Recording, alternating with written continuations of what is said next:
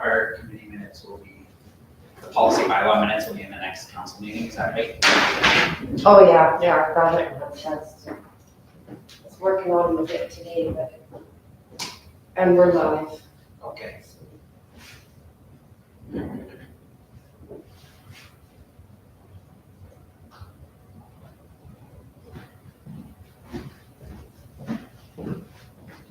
We're live.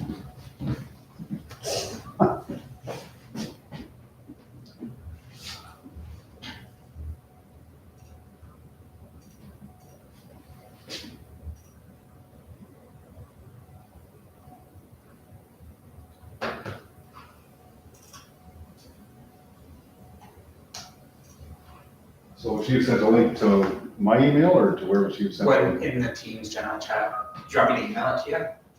Yeah, then I could just probably click it on my email and hopefully, Yeah, for sure.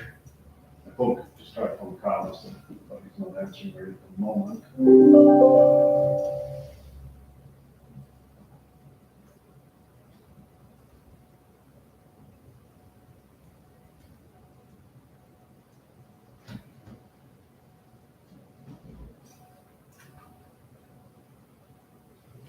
Okay, that should be there for you.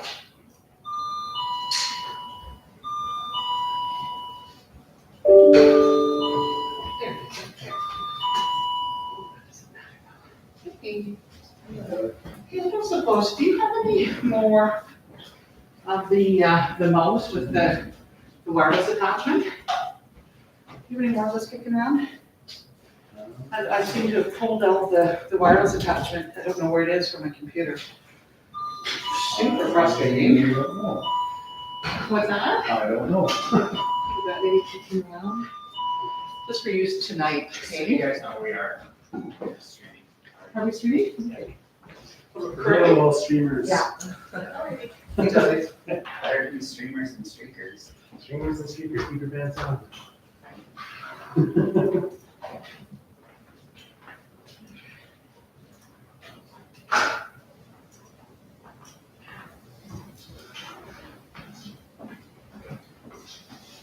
Can they hear us this time?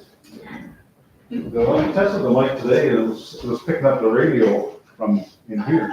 The radio, yeah, So, really good. so I'm thinking hopefully.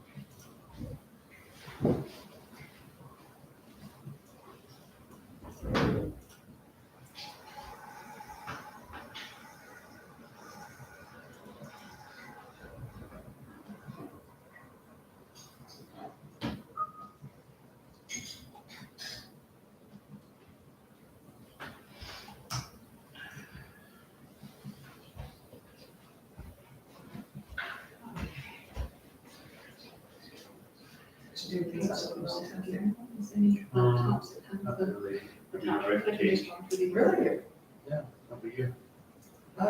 Yes. No. I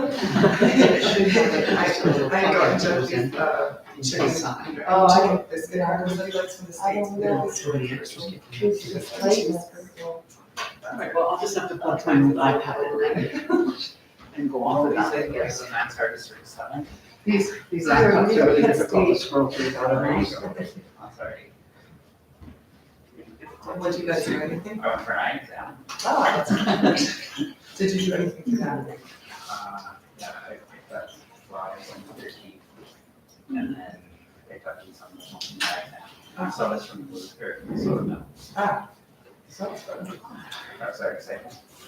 It's gonna be Put that on and super, then start it. super organized tonight. The little doctor for the mouse.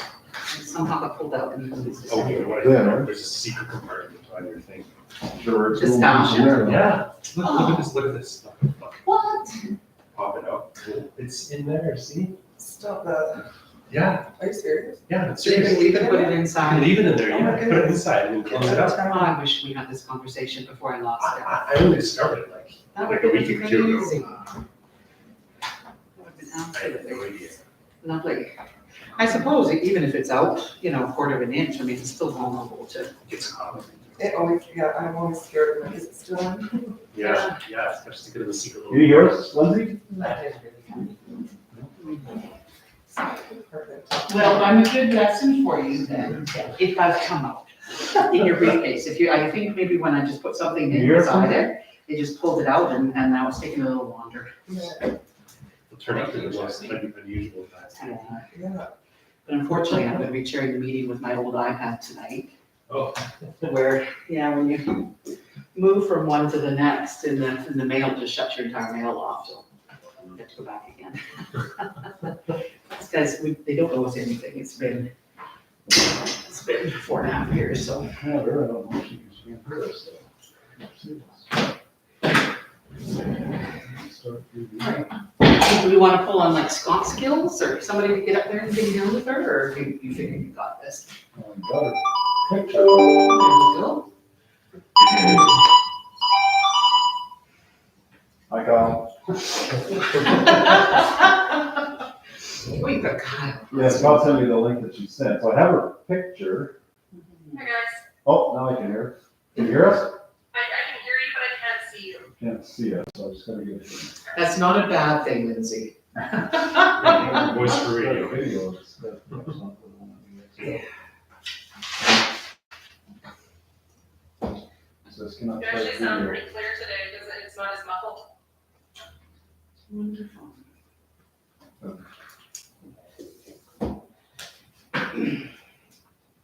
Okay. This is it. Thanks, Mike.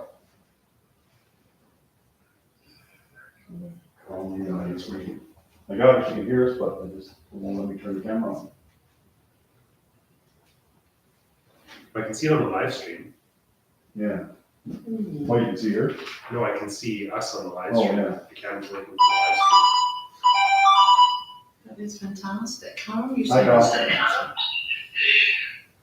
So if you just point me to the screen there.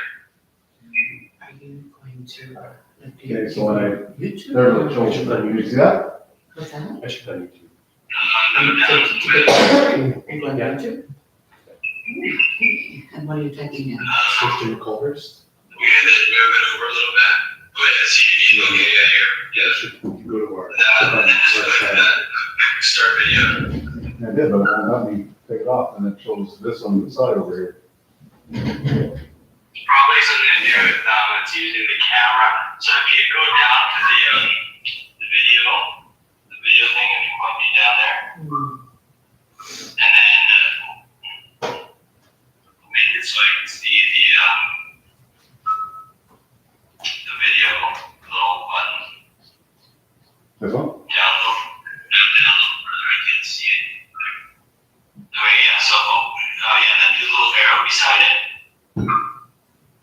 There on the side. Okay, this is Oh, really this one sad. here? Scroll down a little bit. And then do integrated This is where camera. the challenge And that's what be your laptop camera. Where is it? Start my video. Okay, come on. Community profile from when Ed Knox was mayor. Go back. You see us now? That's Oh, you go back. I can see you now. Okay, you can see it clear, so I think we're still watching. So, Let's get to that. This is live. and we're still live streaming? Well, I haven't checked that. I was just gonna check right now. I can check it right now, but you should be able to. Looks like it's on. Okay, looks like we're good. I haven't seen you guys. Okay, thanks, Kyle. Perfect. It's a live stream. Good. Is it muted or is it sound? No, it's working. So I don't know. One person is watching now. Or, I know, it's me. I was gonna say that's what he said. whether you get it on that or not, but anyways, you can see it. It's probably me watching. No, oh, two of us are watching it now, so now it's you and I. Oh, there we go. That might have to do with watching.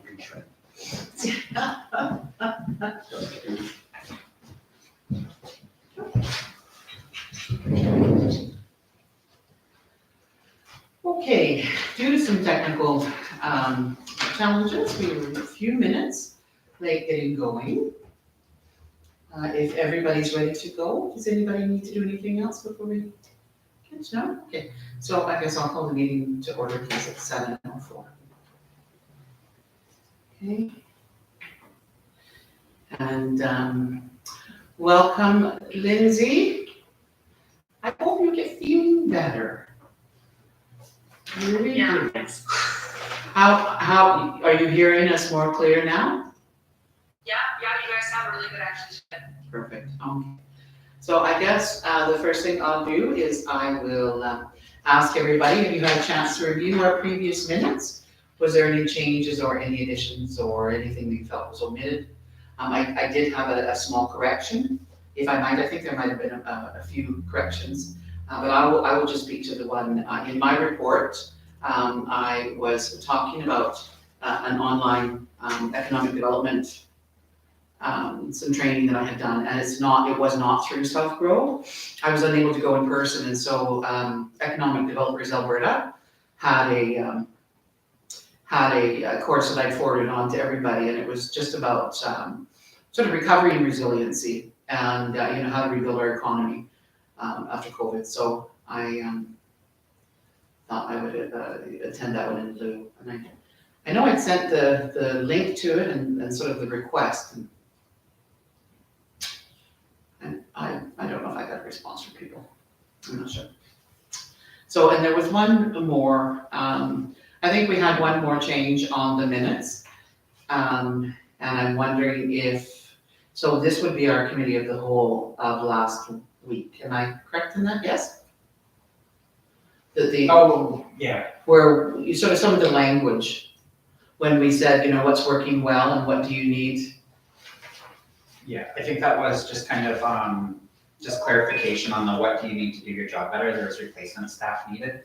And I was just wanting to clarify, was that replacing the current staff that have put in their notice, just to kind of? Yeah. Okay, Yeah. that's kind of what I thought. It did, on the read of it, it sounded like you guys were all gonna pack your bags and go to Florida or something. I was a little intimidating to read that we were looking for replacement staff. Yeah, I just wanted to see clarification on that, just to make sure that I was understanding this properly. Yeah, thank you. And I appreciate you picking up on that stuff. Scott is gonna be our detail man, and I wanna thank you for that. And so with those, I guess just with those fixes to the previous minutes, was there anything else, or shall we move adoption of minutes? You all good? Okay, so I will move adoption of the previous council minutes. All those in favor? Hi. Thank you. And then we have the adoption of our agenda. Was there any additions to the agenda that we wanted to make? Is there anything? No? Okay. So I will call for adoption of the agenda. All those in favor, please? Hi. Thank you. And I see that we have no delegations before us tonight. I think did Stan get his fill of us earlier today? I don't know. Okay, and there's no citizens without formal notice. So going down on the agenda, item number 5, business arising from previous minutes. And that is Alberta Municipalities President, RE updated key questions for provincial engagement on an Alberta Provincial Police Service. And did you want to speak to that, if you could? Yeah, thank you, Deputy Mayor. So really the items under business arising, just for simplicity, I guess, there's no real actions required. We did talk about that previously in our committee, the whole type discussions. So as the first item there is just from the presidents of Alberta municipalities, and with the ongoing police discussions and webinars and different things that you're attending, these were just some of the key questions that they felt you could be asking or looking for answers to. So really no actions, just information for you in that sense, so. Thank you, thank you. Anybody have any questions, or did they want to have some conversation on that at all? It's pretty straightforward, right? Fantastic. Okay, so we have B, the National Police Federation, Keep Alberta RCMP Community Engagement Tour. And again, for information purposes. Yeah, just a letter from them, basically with their growing concerns and trying to, as it says, keep the Alberta RCMP. It's kind of their pitch, I guess, so. Okay, thank you. Was there any conversation to be had on that, or any questions anybody have? Or? No? I think we've all been taking some online stuff with these guys, right? Perfect. Okay, and then item number C, Town of Culver's Residential Satisfaction Survey. Okay, thank you, Deputy Mayor. So basically, this is just a summarized version. Kyle did put together, and we can put it out there, as indicated there, 132 responses. So slightly up, I guess, from sort of normal surveys, I guess, that we put out in the past. The way it works in talking with Kyle was the 3 questions that were there, the keywords, the more times they were brought up, the bigger the word is when you look at the information that's there. There is, a few pages of individual comments or whatever that we can throw the link into Teams or whatever for council to have a look at in more detail. But for the sake of tonight's meeting and the package, we just put that in there for now. So it doesn't, I don't know what it tells you, I guess, other than some of the keywords, I guess, and I haven't looked at the individual comments, but. And then the last page just shows that the, sort of the respondents, obviously the 20 to 39 age group was the heaviest responders, 40 to 59, not too far behind, and then a little lighter under the younger and the older, I guess. So. And that closed on February 6th, I think was the closing date on that, so. So moving forward, that's the information we got. Thank you. Was there any discussion they wanted to have on the residents? Certainly. Yeah, I think my initial comments are just on the way that this is presented, especially for question 3. It was a little bit hard to understand kind of what the gist of that was. So if you do have that information with the responses that you can provide, I think that would be beneficial. Just to provide a little bit more context, because one of the keywords is like none, and then there's another one that looks like N Park T. So it just doesn't really, some of it doesn't really make sense to me. If there's more information, that'll be great. Yeah. This layout, certainly, thank you, Lindsay. Yeah, please go. Okay, thank you. Sorry, I didn't know if you could see me or not, so I was moving around to see if you could see me. I was just wondering if it would be possible to, similar to Scott, if we could get the raw data. I'd just be really curious to see the actual words that people have said, to give a little bit more context if possible. Thank you. Is that? Yeah, it's very possible. Like I say, again, this was kind of had the information compiled. He was away till late last week. He was just back on Friday. So for the sake of the package, we got the basic information out, and he has it compiled in a file that we can definitely forward to council, and that was the intent, certainly, probably that, so. Wonderful, thank you. I love these kinds of things just for the visual impact. Maybe kind of cool to just put some up in some of those, sort of the plume frames up on the wall up here. Because, I mean, really, these are really cool things, and it really reflects what people love, right? Community, small town, those are the biggest jump outs, right? What are people looking for? Businesses, activities, parks, like those are the big jump outs, right? So it is kind of cool for visual, but yeah, the raw data would be fantastic to see what people are actually saying. Yeah. Sorry, how many people did the survey, did you say, total? 132 is what. 132. And I think it's worth mentioning as well that one of the unique characteristics of this study that I'm remembering is the age group. Like we get a target age group that we really didn't, that hasn't shown up in big numbers before, and that's the 30 to 39 age group, right? Usually our biggest targeted age groups are often our seniors, and in this case, we're hitting that, raising families age here, right? So that's really cool. That's really cool to see. Yeah. So I did want to mention too, that I'd seen a post that Pittsburgh put out with their resident satisfaction survey, because the same 3 questions. And so they put that out to the public with, all the responses and everything, right out to the public. So, it's really interesting to read through actually. So I think just to add to the voice to see that raw data, will be great. So when they put it out to public, was it a summary or was it just all the raw data All went raw out to the data. public? It's right here, like comments and everything. So, Okay. yeah, it's interesting. Yeah. And is it on their website or is it? Yeah, it's on their website, and then there's just a link from Facebook, but, so it's similar to ours, laid out, there's some pie graphs and stuff, and then there's just a lot of comments, right? And I think that's where the words are coming from, is the comments. Oh, that's a good idea. We kind of have until Friday for this kind of stuff, don't we? Like to get things on our website or do we have a contract still, somebody who helps us manage our website? Yeah, oh yeah, Okay. yeah, and even our tech stuff, I mean, we do work with Altus, is the company I used to be writer, that sort of thing, so. Can I ask you, can I ask you just to speak a little bit louder? I don't know, Lindsay, are you hearing? Okay. Oh, good, okay. You just, you're that zen, quiet speaker. I can be loud. The sound is actually really good today, like there's no echo or anything. Oh, fantastic. It's good, we got this first time this mic has been utilized. Oh, good, wonderful, and you're the one who got it all going. Well, kind of, Okay. this afternoon, so. But I say, we were trying it this afternoon, just doing some demos, and we literally could hear the radio that's playing out there, and people talking on those out there, so it seemed to be picking it up better, so. Fantastic. Good. Okay. So was there any more discussion that anybody wanted to have on the community engagement project? Are we good? So I guess our action items, just the ask is that we're looking at getting that raw data and perhaps getting uploaded to the website with a link on Facebook, you indicated, Councilor Florence, for residents to take a look at. Yeah, is that something that, everybody feels would be good, yeah? Yeah. I think that, it's important to put the results out to the public, right, so that they can see it too, especially if they're partaking in it, and I think that increases the buy-in for like the next one. I agree with you. Yeah, I think that's a really great idea, for sure. Okay.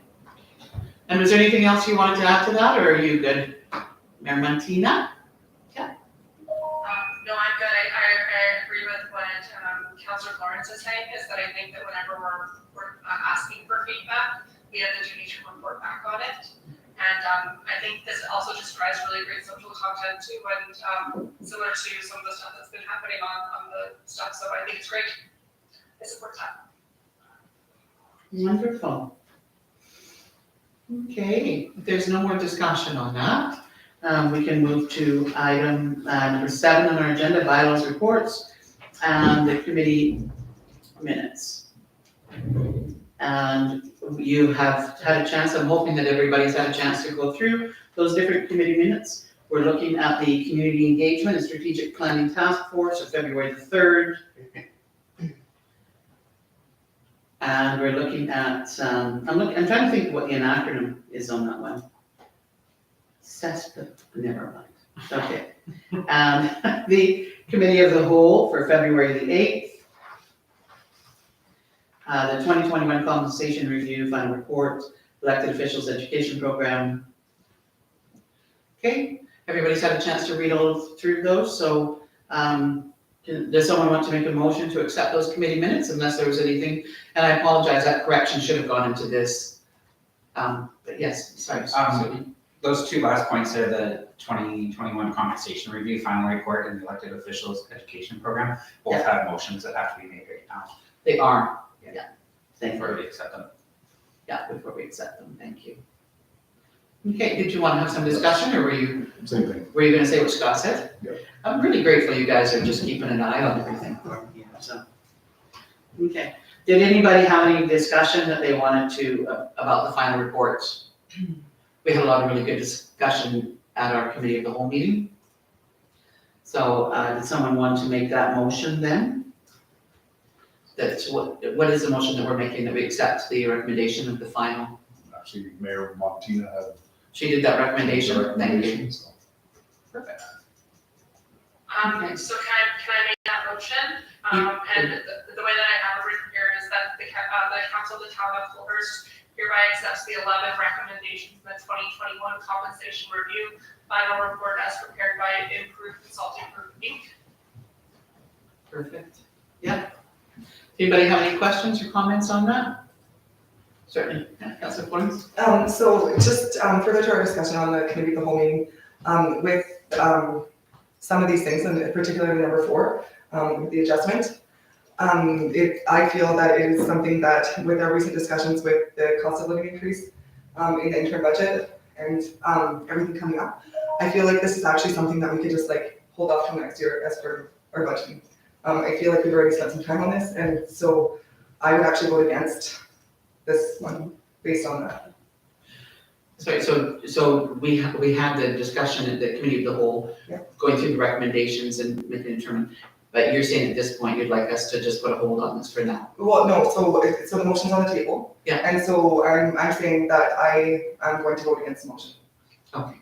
Because based on this, because I just feel that, and I did mention this at the committee of the whole, but I just wanted to make sure that it was something that was said at council too. I just feel that it's part of a bigger budget discussion. And I feel like that just with everything being changed and things, that it's something that we should maybe just look at the budget part of it next year. I mean, we've already done the interim budget with the cost of living increase.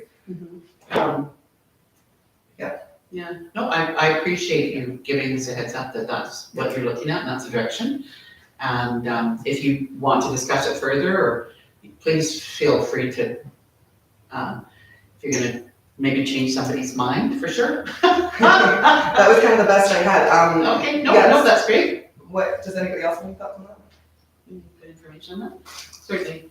Thank you, Deputy Mayor. I guess just my comments to that. I looked at it a little bit further with Kyle, just since our meeting too, just to make sure that things were there as I indicated at the meeting. There were 11 recommendations, some of which, we felt not necessarily affected really anything, like when I went and talked about the 4th grade and the 6th grade and those types of things. However, looking at it, if we were to do that, basically it doesn't change the numbering in terms of that. It basically would just be dealing with the grids that are set up, the high, the low, and just adding a couple incremental things to it, not making the high any higher, not making the low may go down a little bit, but the high wouldn't get any higher. So in a sense, by accepting it, it doesn't change a whole lot of stuff. Even some of the actual increases that were there for some of the various positions, and looking at it, basically, as I indicated, with the 2% that was talked about already at our interim budget, and with some of the on-call provisions and that type of stuff, it sort of puts a lot of those positions into the grids that were established for this as a result of this review already. And as we talked about, there was the one red line in terms of the development officer scenario. So that one we can easily fix because obviously we're into a hiring a new position. The fire chief was just a suggested thing, and at this point we haven't done anything with that. Some of the other ones like the council remuneration already was set to hold. The council meal allowance meal allowance in general was increased. Some of the others were considered policies. So realistically, even that $15,000 number that was stated is not going to have a major effect on the budget at all in terms of adjusting on the levels of basically the increments that are in there in our discussions with council. And I think if I could, and I'm trying to bring this up as well at the time, is that although when we were looking at that $15,000 number, that was just strictly based on the increases. If we were to roll in the increases, but we're also in a position now where we can look at the 2 decreases they recommended, the fire chief, as well as the development officer. And when I was kind of number crunching, and I was just doing it just for my own interest sake, and really the bottom line is that if we move forward with these recommendations, we're looking at a possibility of a budget increase of just over $8,000. Right, I think it was $8,600 or something like that. And even that really is already there without doing anything, is what I'm saying. And you're saying that that number is actually really already in place? Okay. All right. So just going back to the motion, we accept what we're saying. We accept the Yeah, we're accepting those recommendations in the compensation review. It sounds to me that our administration has already accepted them. So this seems like a formality to me, right? Well, we can't accept them without council sort of saying, accept the recommendations, is what I'm saying. However, I'm saying as a result of the 11 that are there, I mean, 4 or 5 of them don't really result in any monies. And some of the other ones, like I say, were considered policies, council ones were already dealt with. So there's really only 2 or 3 that really dealt with monies. And what I'm saying is that the ones that talked about the increases in looking at the positions and in looking at what we pay, because as I indicated at that meeting, there were some scenarios where the base salary was in there, but some of the compensation for the on-call phone and that type of stuff were not factored into the wages, which are already factored into our wages. So when we put that all together, the increases that were forecast for there are already there.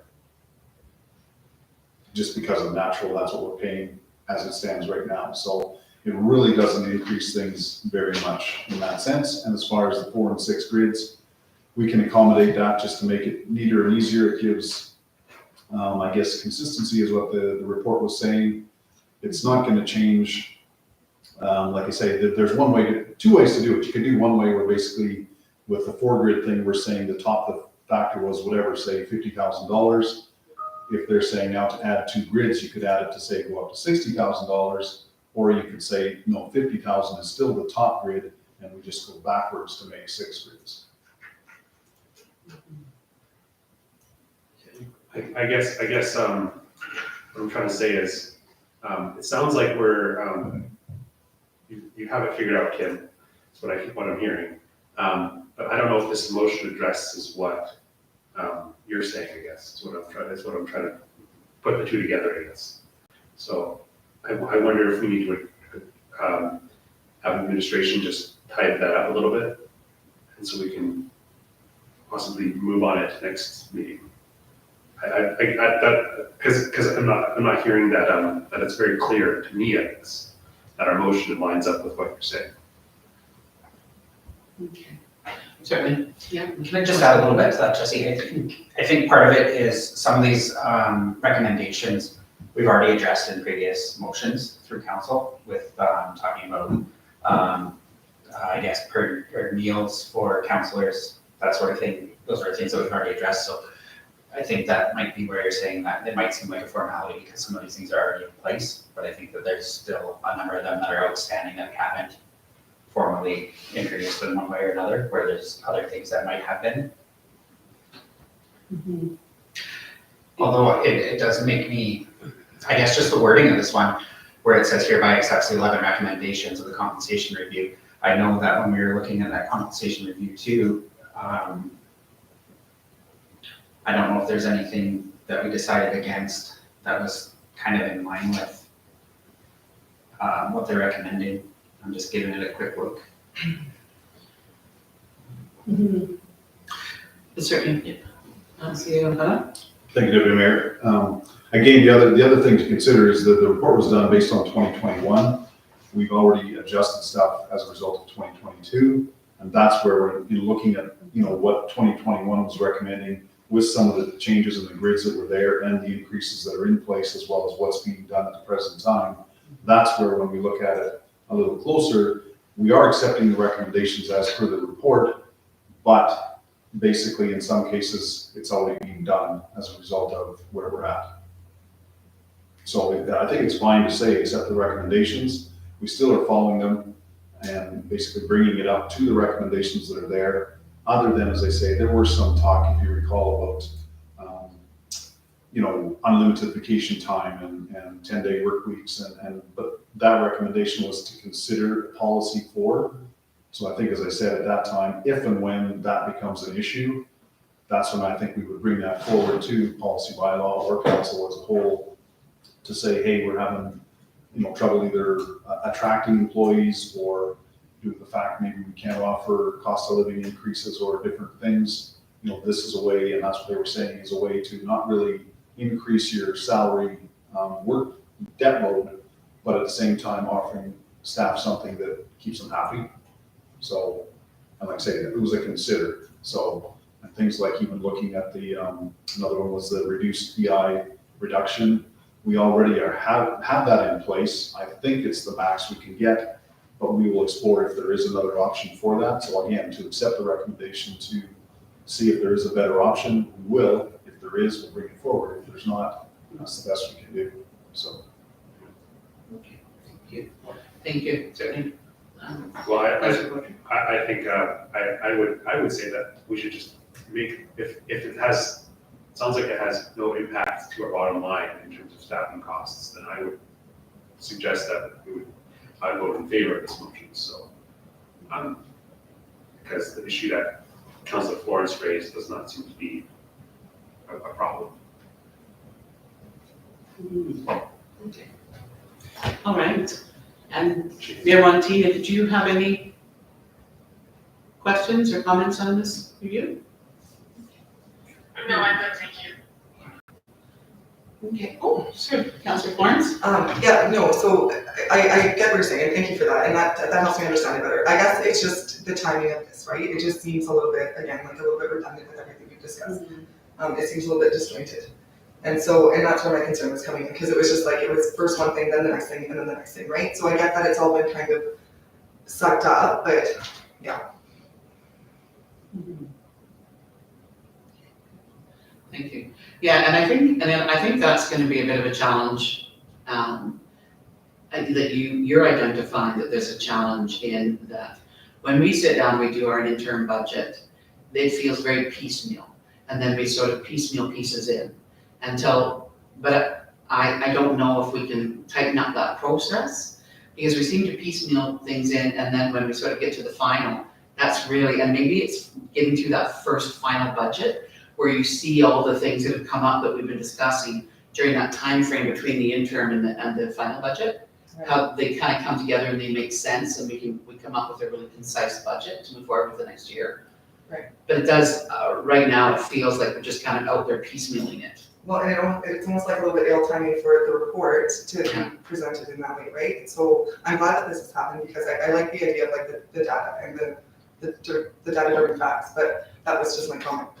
Yeah. Oh, for sure, yeah. Okay. Oh, certainly, Mayor Montina? Thank you. As I've been in the discussion, I can absolutely appreciate the process, and I think that that's an area where we can kind of improve on that. I guess for me, a lot of the times, my bottom line comes down to staff, and I said this kind of before, the community as a whole, is that I believe that we need to really keep on top of our HR practices, as well as our salaries and things like that. And so for me, even though this might not fall necessarily in line with how we would love for things to be, I do believe that we should make room for this, and then adjust other things as needed when we look at the actual budget. Thank you. Thank you. Okay, was there anybody else that had any more comments or questions about this? So we do have a motion before us.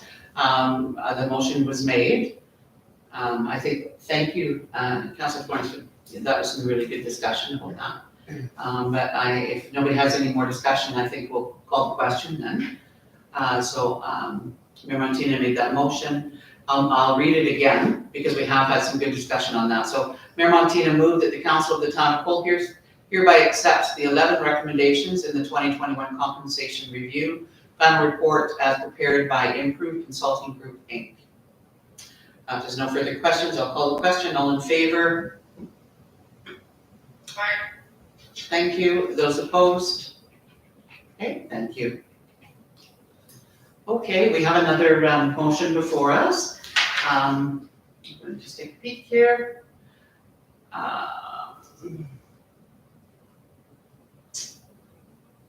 Okay, this comes out of our Committee of the Whole February 8th as well. And Mayor Montina, you made that recommendation for that motion as well. Did you want to read that motion? Do you have that before you? Yes, I do. Perfect, thank you. So I'd like to move that Councillor Ackerman and Councillor Florence are hereby authorized to virtually attend the elected officials and education program, the municipal corporate planning and finance course on February 16th to March 9th, 2022. Okay, was there any discussion or questions on that? Okay, I'll call the question. All those in favor? Aye. Okay, thank you. Okay, so we now have a motion to accept the committee minutes. Can I get a motion? Councillor Ackerman, thank you. I move that the committee minutes presented in this meeting are accepted. Okay, is there any questions or comments on that? I see none. Call the question, all in favor? Thank you. All right, we have our next item before us is the CAO report. And CAO, how do you want to take us through that one? Okay, thank you, Deputy Mayor. So I guess basically we discussed a little bit last meeting there, it's information, unless there's any questions in particular for it, so I can try that format. I will comment briefly on the one item, and that's to do with the fire provision discussion that we had with Lethbridge County. And sort of, Councillor Florence and myself did meet with the REEV and the CAO for the county on that particular item, as Mayor Martin was unavailable. So basically, what they threw out, I guess, I tried to summarize, what they put out. They indicated that they have hired Byron Fraser, who's the former chief of the Village of Barons, as their, what do they call it, Regional Fire Services Coordinator. And so what they were putting out was that basically they were aware that we had tried to, or had put out an ad for a fire chief emergency services type position. They also are aware that, we're talking the regional disaster management type scenarios, emergency management stuff. So we're putting out the concept or the idea of the possibility that Byron could, they were saying, work out of Colehurst during the day so that we had, I guess a responder if that was an issue, because, in the past, daytime responses have been an issue for the fire department. However, in more recent times, not as serious from what I understand. In fact, not really a major problem, although, the simple fact is, 90% of our people do work at Lethbridge and, obviously, depending on their shifts or their jobs. But I don't think we've had too much response in previously with Fire Chief Conti and certainly Interim Chief Sorsdahl in terms of daytime responses recently. And we've been very successful in having Colehurst residents be part of that department as opposed to previously, we didn't have the sort of buy-in of Colehurst residents, and we had to take some Lethbridge individuals and surrounding area perhaps. So, and I guess, so the concept, maybe is good in that sense. However, I guess, in looking at it and thinking about it, and obviously there was words of former people from the county in a certain position dealing with sort of a regionalized approach, and obviously was somewhat of a bad word at times, certainly with previous councils and certainly my experience with it in the past. And I guess that's why I put, in after the meeting, sort of put my, the last line, I guess, there, just indicating that previous discussions with the county in regards to control over the various municipal fire departments has been a very sensitive topic, including with our recent fire agreement negotiations with the ICF agreements or whatever. So just something I'd want to, make council aware of and something to think on. And I guess moving forward, see, where we may want to go in terms of that, and maybe be somewhat, it's a, in a sense, an olive branch that they're handing, but is there, a bit of a thorn maybe attached to it? Perhaps that's not a good analogy, but I guess, the next part, obviously, just to further to that, obviously, number 10 there, I did meet this week as well with Gary Zioba, who's the field officer for the Southern Region for Alberta Emergency Management Agency. And it was a 24-month emergency management program review, which he's aware of our situation, obviously, the fact that we're, in a sense, have an interim fire chief, we're having a DEM that's not really a DEM, and, and sort of that we are, he's aware and has been part of the regional emergency management discussions, and really thinks that that is, a positive way to go with that part of things.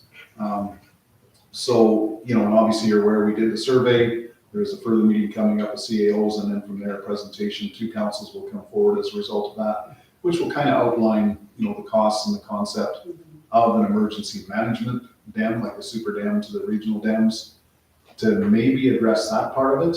And if we're not happy with that, then I guess we may have to look at how do we approach our DEM and fire chief things.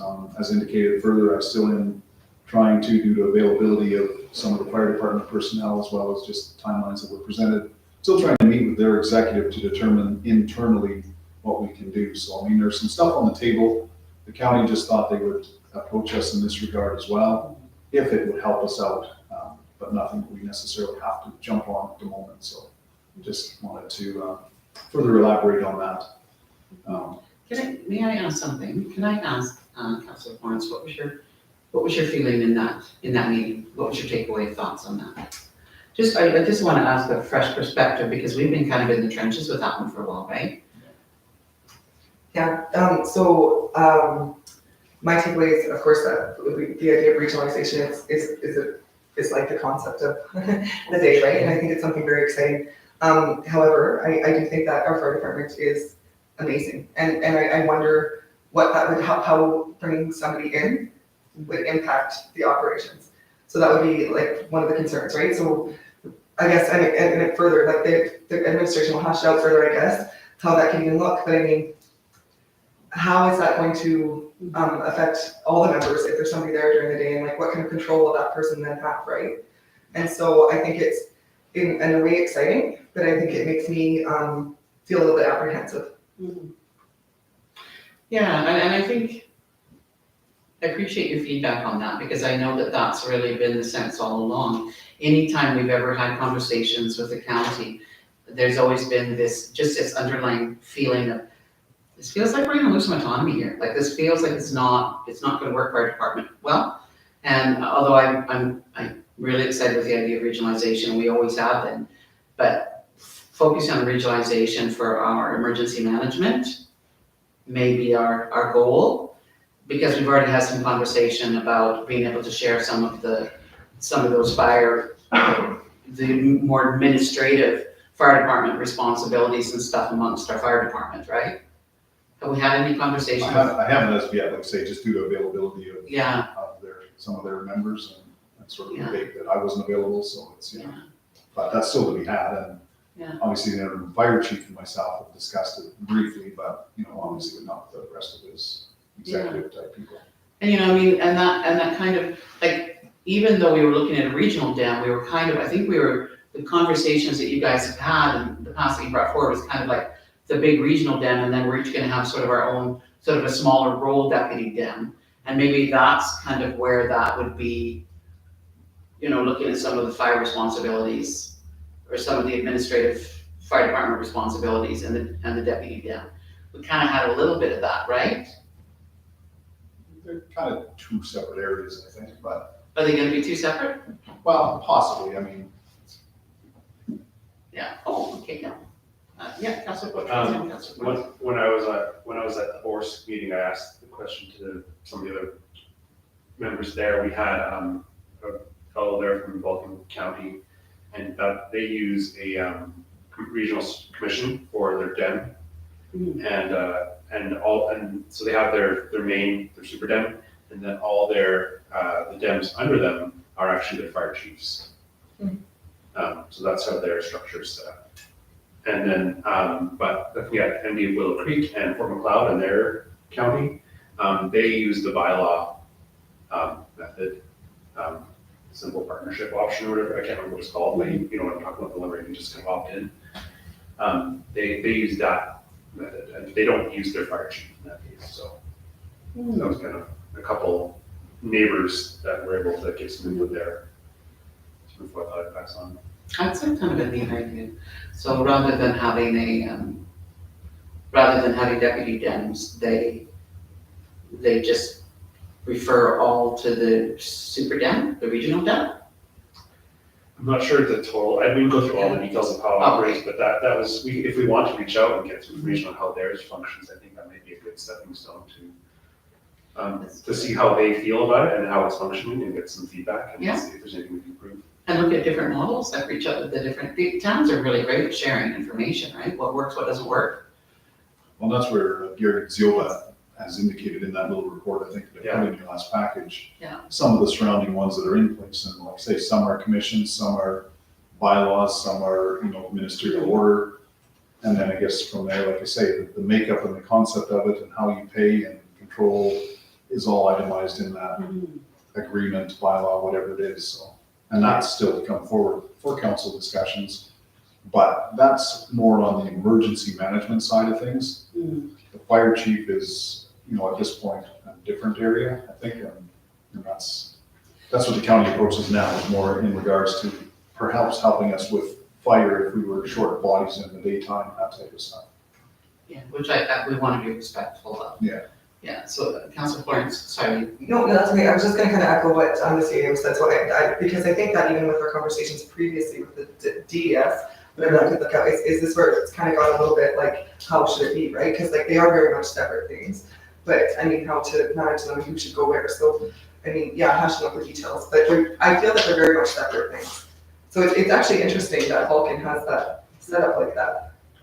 But that I personally feel like they go nicely hand in hand. Yeah. And our past fire chief did it. Yeah. However, that we did see a few glitches there when he was in the middle of some kind of an emergency situation, because he wanted to be on the ground right in the middle of it. He didn't want to be back being the dem, right? He wanted to be on the ground. But he did have options to pass it along to any one of his other I guess deputy fire chiefs, are they called? Yeah, or lieutenants, captains. Lieutenants, captains, right? But I mean, I think that's the nature of a really good fire chief, that it would be difficult to leave it at the scene, right? I mean, Yeah. that, to step into that other role. Yeah. Yeah, I guess- sorry, I just, like, you're at a little bit of an angle, so I just see a little pinch of you. So Mayor Montina? Thank you. Thank you, Councilor Florence, for going to that meeting. I think that it was really great that you were able to go to that.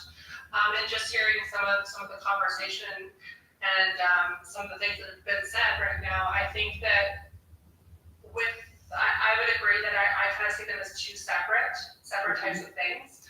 I guess that when I'm looking at it, it's kind of like with the county, with the dam situation, we're almost like co-creating that situation, whereas with the fire situation, they're coming to us with a potential solution that may or may not work for us, in the sense that they've hired this person and they have this idea for us that may or may not work. I do like this idea though of them kind of being separate, because I do think that Councilor Florence did bring a good point forward too, that sometimes bringing someone brand new in and just plopping them in can cause a little bit of issue.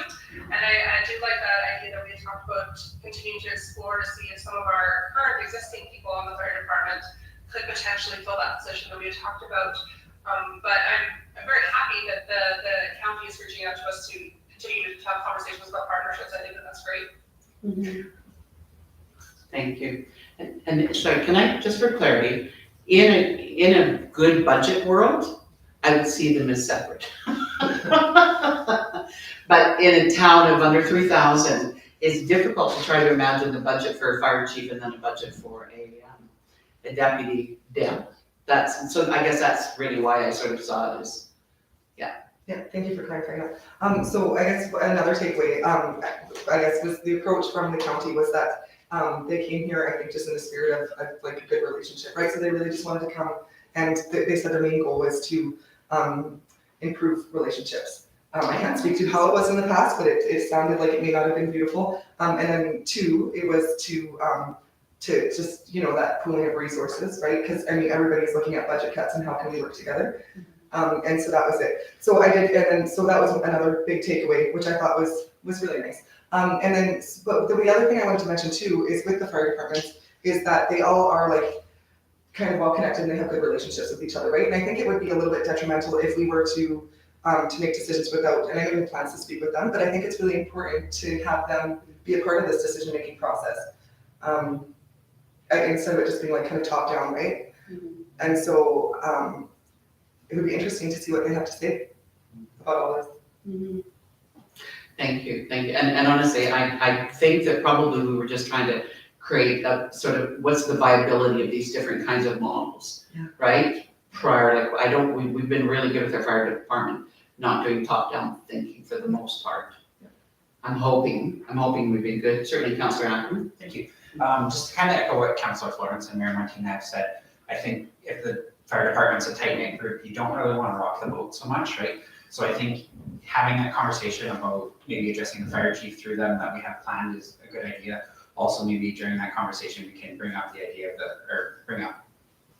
the fact that the county was proposing this idea too, to see how they feel with that.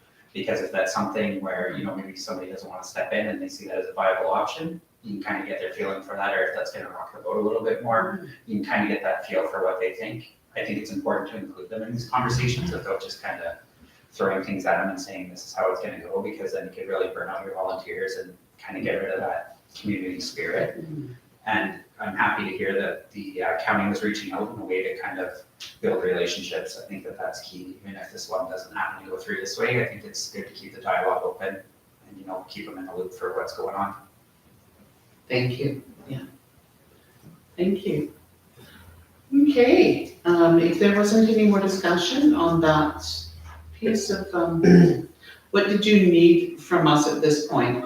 This is just information to come for us, and I imagine we'll be talking about this again in Mayor Montina. So it's just our information at this particular point. They're not asking us to act on that quickly or anything, right? We don't need to make a decision on this. No, they just put it out there. They said it's something for you to think on. And I mean, the CAO did say she wouldn't mind if her and I got together and talked about it further. But I guess, like I said, pending the council discussion, pending discussion with the fire department, I don't think there's a whole lot more to talk about it with her at this point until such time as we have a little more input that way. So, and like I say, it's nice that the olive branch is extended, and we'll certainly consider it, but at this point, I don't think you have to make any snap decisions because of where some of this stuff is, from emergency management to whatever in the process. Yeah, so then going forward, I guess our next step would really be conversation with the folks from the fire department. Yeah. And that would be your conversation to have then, is that That's what the direction was with you and Mitch? previously, yeah. Yeah. Well, actually, and his executive, so. Yes, and his executive, yes, to have that conversation. I was just thinking, leave it in your guys' hands to take the lead of that conversation with those guys. Yeah. Okay. And then once that's been done and we can get the sense of what they're looking for, then we can make a determination on what are our next steps. Yeah, and like I say, the emergency management part of the regional discussions are ongoing. Yeah. And the intent of that is probably by summer to have, a proposal ready for those that are interested in participating, ready to make a decision, is from what I understand. So, so you'll have to, that'll be coming forward relatively soon for a decision, and may help determine where we go with the rest of this, perhaps. All right. Wonderful, thank you. Okay, if there's no other discussion on this.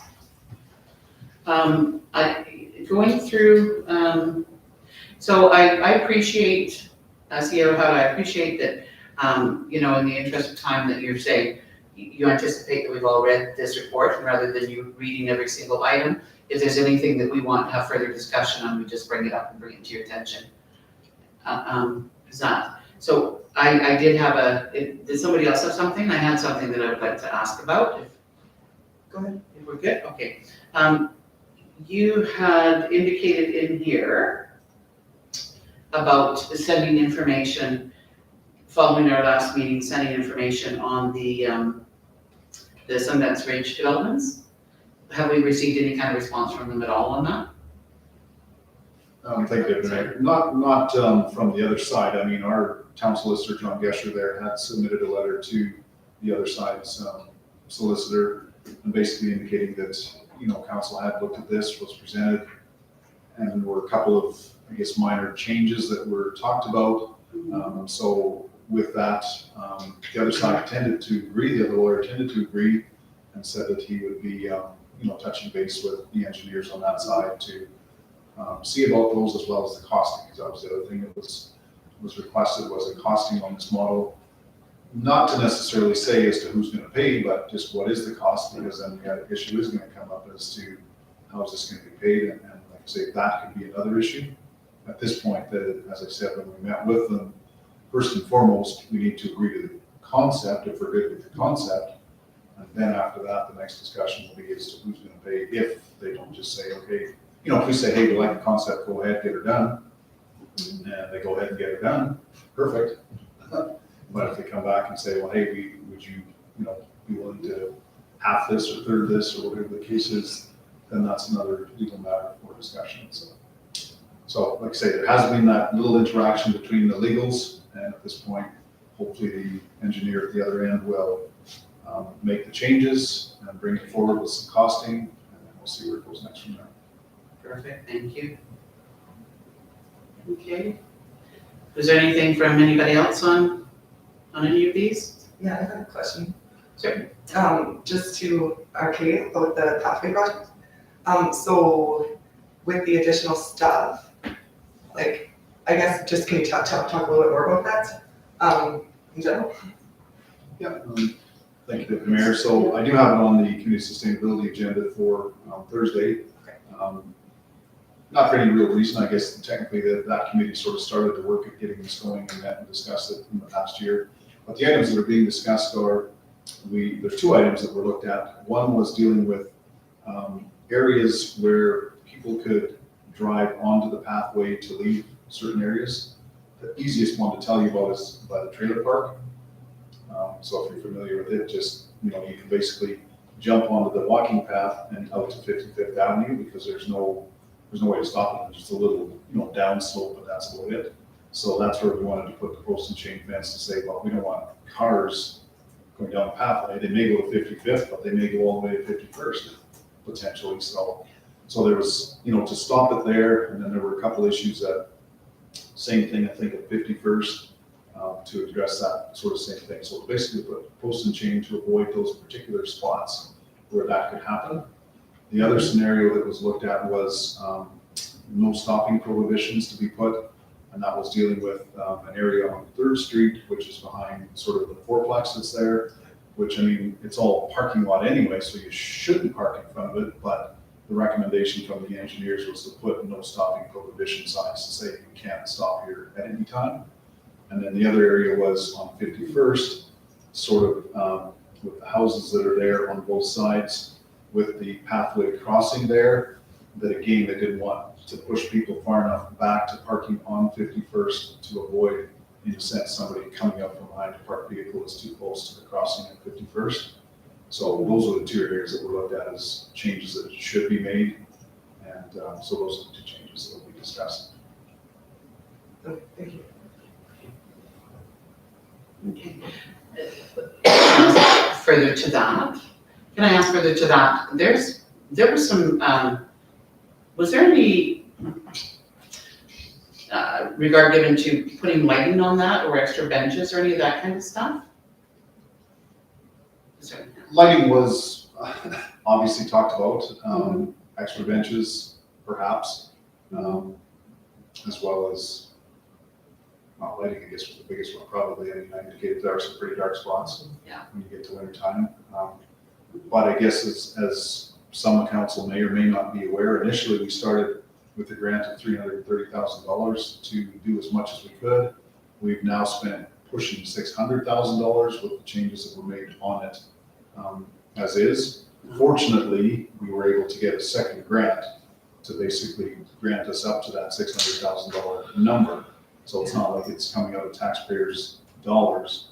But that's where some of the changes, such as the guardrails that were put in, and Public putting the guardrails, and some of those types of things were added that, expanded the cost, some extra post and chain in different places already. So that's why the cost was, quite a bit over that. But lighting definitely, I guess could be an improvement would be another budgetary item moving forward, or we move forward with some additional paved pathway as well, so. And we're sure that post and chain needs to be a priority over lighting? Is that, Lighting would cost way more. I don't know.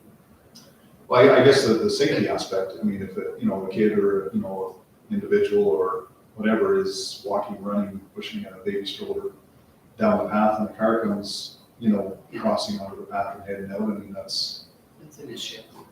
and especially in certain places, like I said, up behind, the trailer court there sort of thing, it's quite easy to do, to exit out on the 55th, so.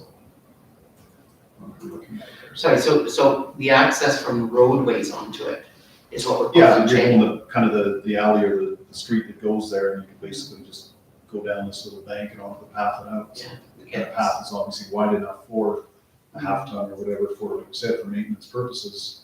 And that's why we've got bollards at different places when it, on Third and at, you know, different places to, you know, to be lowered when maintenance vehicles have to go, whether it's LMID or the town, but not so that people can, you know, drive down it.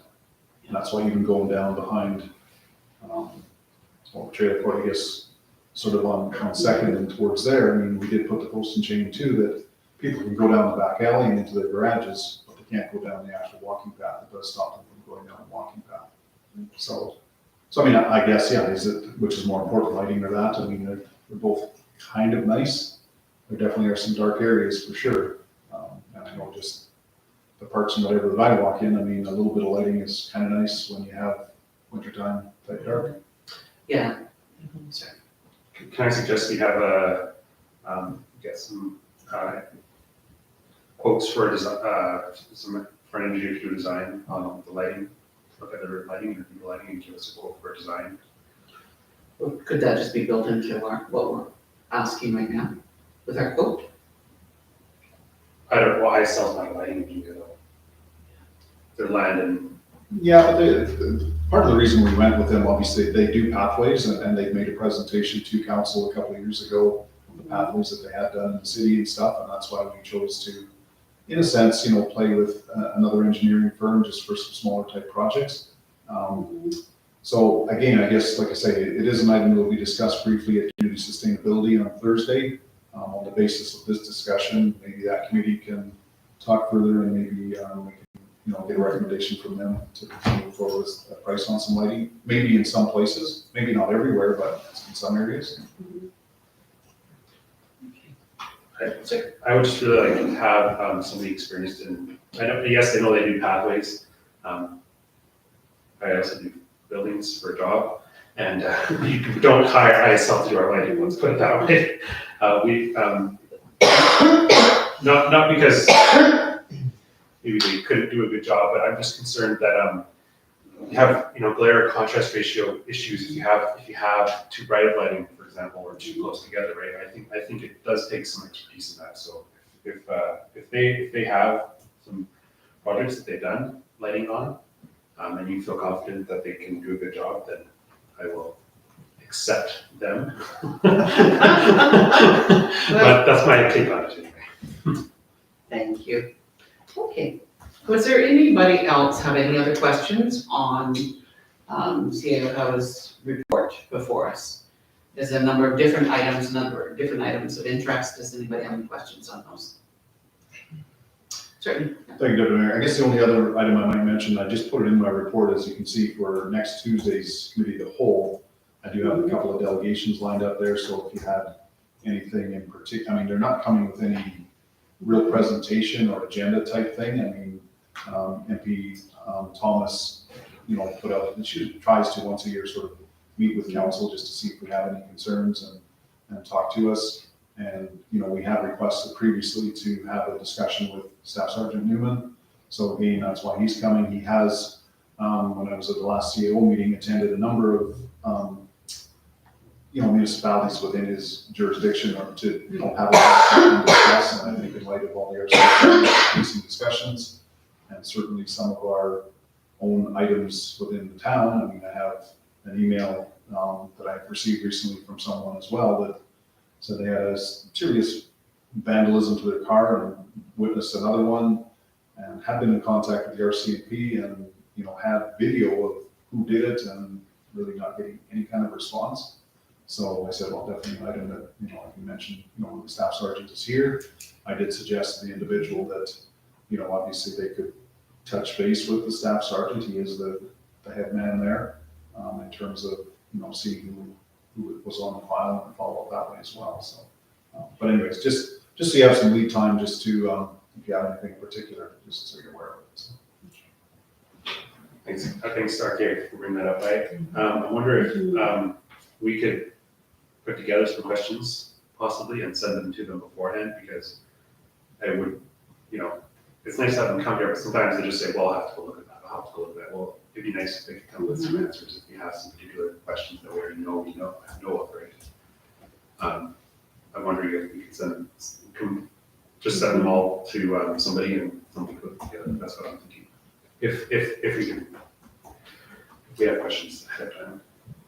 They will most times say that they will get back to you with the answer too. I mean, That's true, yeah. which, I mean, and yeah, I mean, it's, yeah, I mean, if you have something in particular, I mean, I don't off the top. I do have a bunch, and I can start rattling some off if you want.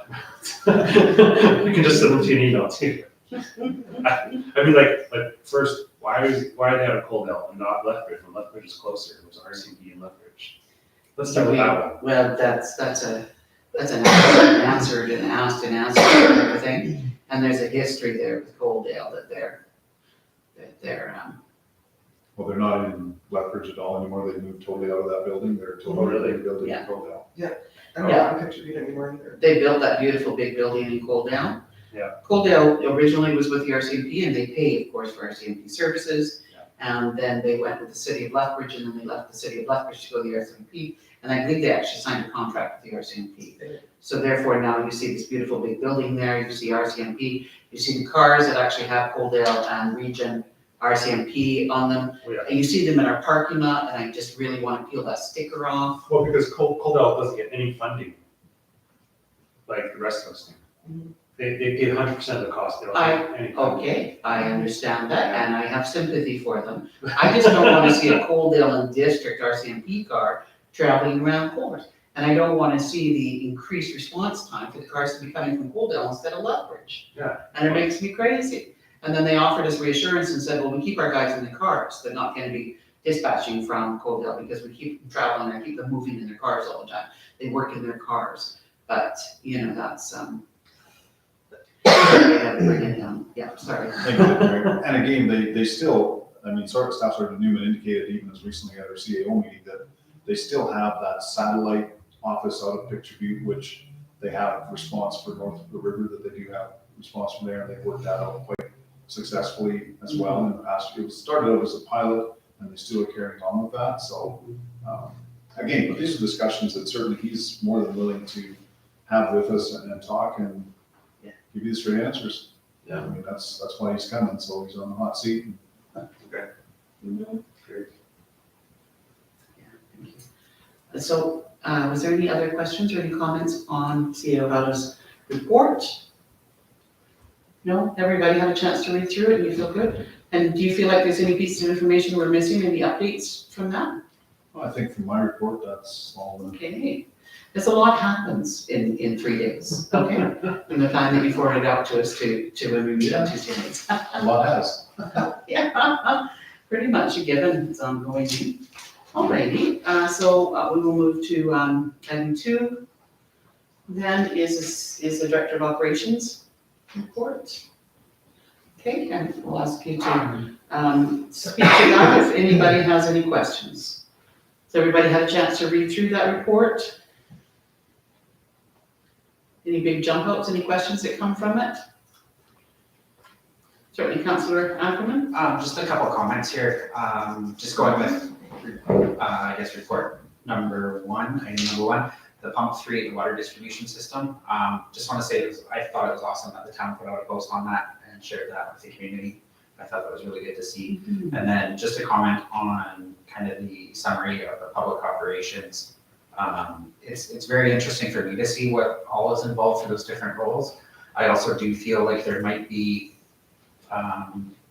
some of the information in there that we could even use for like social media posts, talking about maybe like the length of the roads or the sidewalks. It's just kind of tidbits of information that some people in town might find interesting. And it's just small bits that we can share to say, like, did you know there's, I think it was 11 watering systems in the parks in town, you know, our water storage tank is so big, right? Just to have that information out there and provide a little bit more about what's going on and what we have, right? I think that would be nice to share, but I found just that report itself was awesome to read, just to learn on my own. Okay. Now I do have to ask, who was it that responded on Facebook? There's somebody, or I apologize, didn't respond on Facebook, sent that, Councillor Ackerman sent the letter to the gentleman regarding the oil? Yep. Okay. Did you hear anything back? Yeah, There was just a couple comments there about, just kind of what the town's plan was. But then I believe the director of operations had got in touch with her and then they had a conversation, kind of everything was good there. Yeah. When I did see this note in the report, I think it was item 4. Yeah. I just kind of had copied that and just kind of sent that off and just said, hey, this is in the director's of operations report. This is what he's saying about this, just for their information, right, to show that there was follow-up and it has been kind of addressed through the town, just to show that it wasn't just kind of disregarded and left there or Okay. anything like that. But I guess it's just really important that she doesn't feel like we responded because of her letter. Does she feel like they responded because that's how they respond to things like that? Do you know what I mean? Like, I'm not it's, sure I'm following the question, but I Yeah. think like from the sound of the letter, it sounded like she had maybe tried talking to the town and didn't get a response. I'm not exactly sure, but then I think once we forwarded that on to the town, there was quick action in that, so I think she was kind of satisfied with that, right? To show that it just could have been an email that maybe didn't, or a phone call or something that didn't quite make it through or something, right? But I think just kind of hearing the response that we got from that, it was kind of like, thanks for answering our questions and addressing this more than anything, right? yeah, this is good. Thank you, Dr. Mayor. Yeah, just further to that, I mean, the call was made to the town office and was put to a member of the public works crew. The information that was given as to where the leak was, you know, the individual did go and look for the leak, but based on the information he had, drove all the way down 223 as well as whatever and did not find the leak. So when the second, or I guess the response further to council came in or whatever, we did, once we had the right information, contacted the individual and did address it very quickly, because that was the first that Kevin or myself had been made aware of it. And we did address it. We did respond to Councillor Ackermans and Councillor Poultry individually. I think they both emailed us. And like I say, we did respond to that. And that's why Kevin just put some further information that he'd done in terms of checking with environment as to how serious or unserious a spill had to be to address. I know the guys did go out with the Bobcat and scraped what they could and, you know, disposed of it accordingly. So, I mean, like I say, once the correct information was received, it was addressed. Yeah, and I think that's kind of what my question is, and what I'm trying to get at is that we have to be so careful in our communications with the public that we're a team, because we have an absolutely exceptional public works team, and they go above and beyond more than any place I've ever lived or seen. And so I really don't want the public to get a perception, and I don't think this person's gonna go on Facebook and blah, blah, blah, blah, blah, but I don't want a public perception that they're only doing things because they're putting pressure on the council to then go and ride roughshod on them to get it done, right? Like, I really want us to be that team that, you know, and so that's really good information to have, to maybe share, to say that, you know what, super appreciative that we got the right information that allowed us to act quickly on that, because it is a concern to us. This is our community and we want to pay attention to those things, or, you know what I'm saying? Just a comment on that, I didn't feel like there's any sense of, oh, we had to pressure council to get this done kind of thing, right? Oh, good. I didn't sense any of that interaction. So because we're all actively engaged with our community and with our community members, we just want to make sure that we're just that team together, right? Yeah, no, I completely agree with what you're saying, Deputy Mayor, and I think this is something that's previously come up when you receive an email from the public and kind of just advise that person to get into touch with admin, right? And so I think maybe a concern is the way it was answered, right? Like, I don't know if that was. You're just saying, just redirect on that, You know what, thank you for bringing that to our attention. We've got this amazing team of public works, and I'm going to forward this on to them. Yeah. Right? And that's kind of, you know, that's really where we go, because those are operations stuff, right? Yeah. And yeah, because next thing you know what? You're gonna be the go-to guy for everybody who doesn't get their street shoveled and wanna know why they didn't get the garbage picked up. And I've had somebody walk in my door when I was getting out of my shower with a towel on because he was angry about something. Like, this is a little town and you don't even know what it feels like until they all start knocking on your door. You know what I mean? So that's just that redirection. We're a team, you know. I'm happy to share this forward. Thank you for bringing this to our attention, you know. 100%. Yeah, do you guys think that's a good? Yeah, because we want people to be heard. Yeah. Yeah. And I think it's like because we are council, like anything we do or anything we say, I think even if we're not doing it in council capacity, we just kind of still have those hats on, right? So I think we need to be cognizant of what we're putting out there, because I think sometimes when we put things out, that it does reflect back on all of us. But I did want to say too, and I think I say this a lot, but I think that when we do our strategic planning, like hopefully we'll be able to figure out like how we want to further engage with people, right? Because I feel like you're feeling that you want to be more engaging, but just kind of not figuring that out, right? Yeah. So I don't think that's a bad thing, but it's just finding out, directing people through the appropriate channels. Yeah. Yeah, I mean, that's all it is. Yeah, I think it's amazing that you want to be so engaged. I'm shocked at how much time you're putting into it. I love that you're doing that. But yeah, just make sure, keep that in the back of my mind. We're a team, and we got great guys, and we don't want to undermine them, right? In any way, shape, or form. That's all. And people will take that, right? People will run with that. Because that's what they love to do. Okay, in the Public Works report, was this something that Kevin put together? A quick list of the kinds of things that they take care of, or was that you that Kevin did this? Because that looks just exceptional. Like that looks. It was not many years ago, he had put something forward like this, and we just updated it, Fairland obviously is indicated with some of the tidbits, the acres of parks and the kilometers of pathways and that type of stuff. So he did update it a bit, but it was done a number of years ago, so. Yeah, I mean, it's remarkable when you actually read what their responsibilities are for the numbers of guys that we have. Especially when you look like 37 acres of irrigated parkland and 80 acres of green space that the town has to take care of. Like that's an insane amount of green spaces and parks that these guys take care of, right? We better hope we continue to hang on to that student program. Hopefully, yeah. Boy, oh boy, yeah. So did anybody have any other questions on the Public Works report at all, or no, anything else? Certainly, yeah. Mayor Martina? Just a question. I agree with what Councilor Ackerman said about like there's some really great content within here that could be used as different education points for the town. And I'm wondering, is this something just for clarification? This is public information, so it wouldn't be out of line for me necessarily to say like, did you know we have 1.4 kilometers of storm force main, whatever that means. But like, should I like quote some of those things? Yeah, right? I mean, this is public information. Public, yeah, it's in the public. Yeah. so. Thank you. And you know what would be really cool? Lori, we need to post on Lori's Facebook page how many acres of green space and parks we have. Do you remember when she came to council, she brought in, it was brutal, the thousands of papers that she printed off that she would want to talk about environmental sustainability and how green spaces do that. And I just bit my tongue. It's like, I'm not gonna talk about the hypocrisy of this many papers she just handed me. Because it wasn't. But if we shared that with her, I think she would feel super appreciative of knowing what we have for green space in our community, right? Okay, let's move along and before I put my other foot into my mouth, okay? Okay, was there any other questions or any comments on the Public Works report?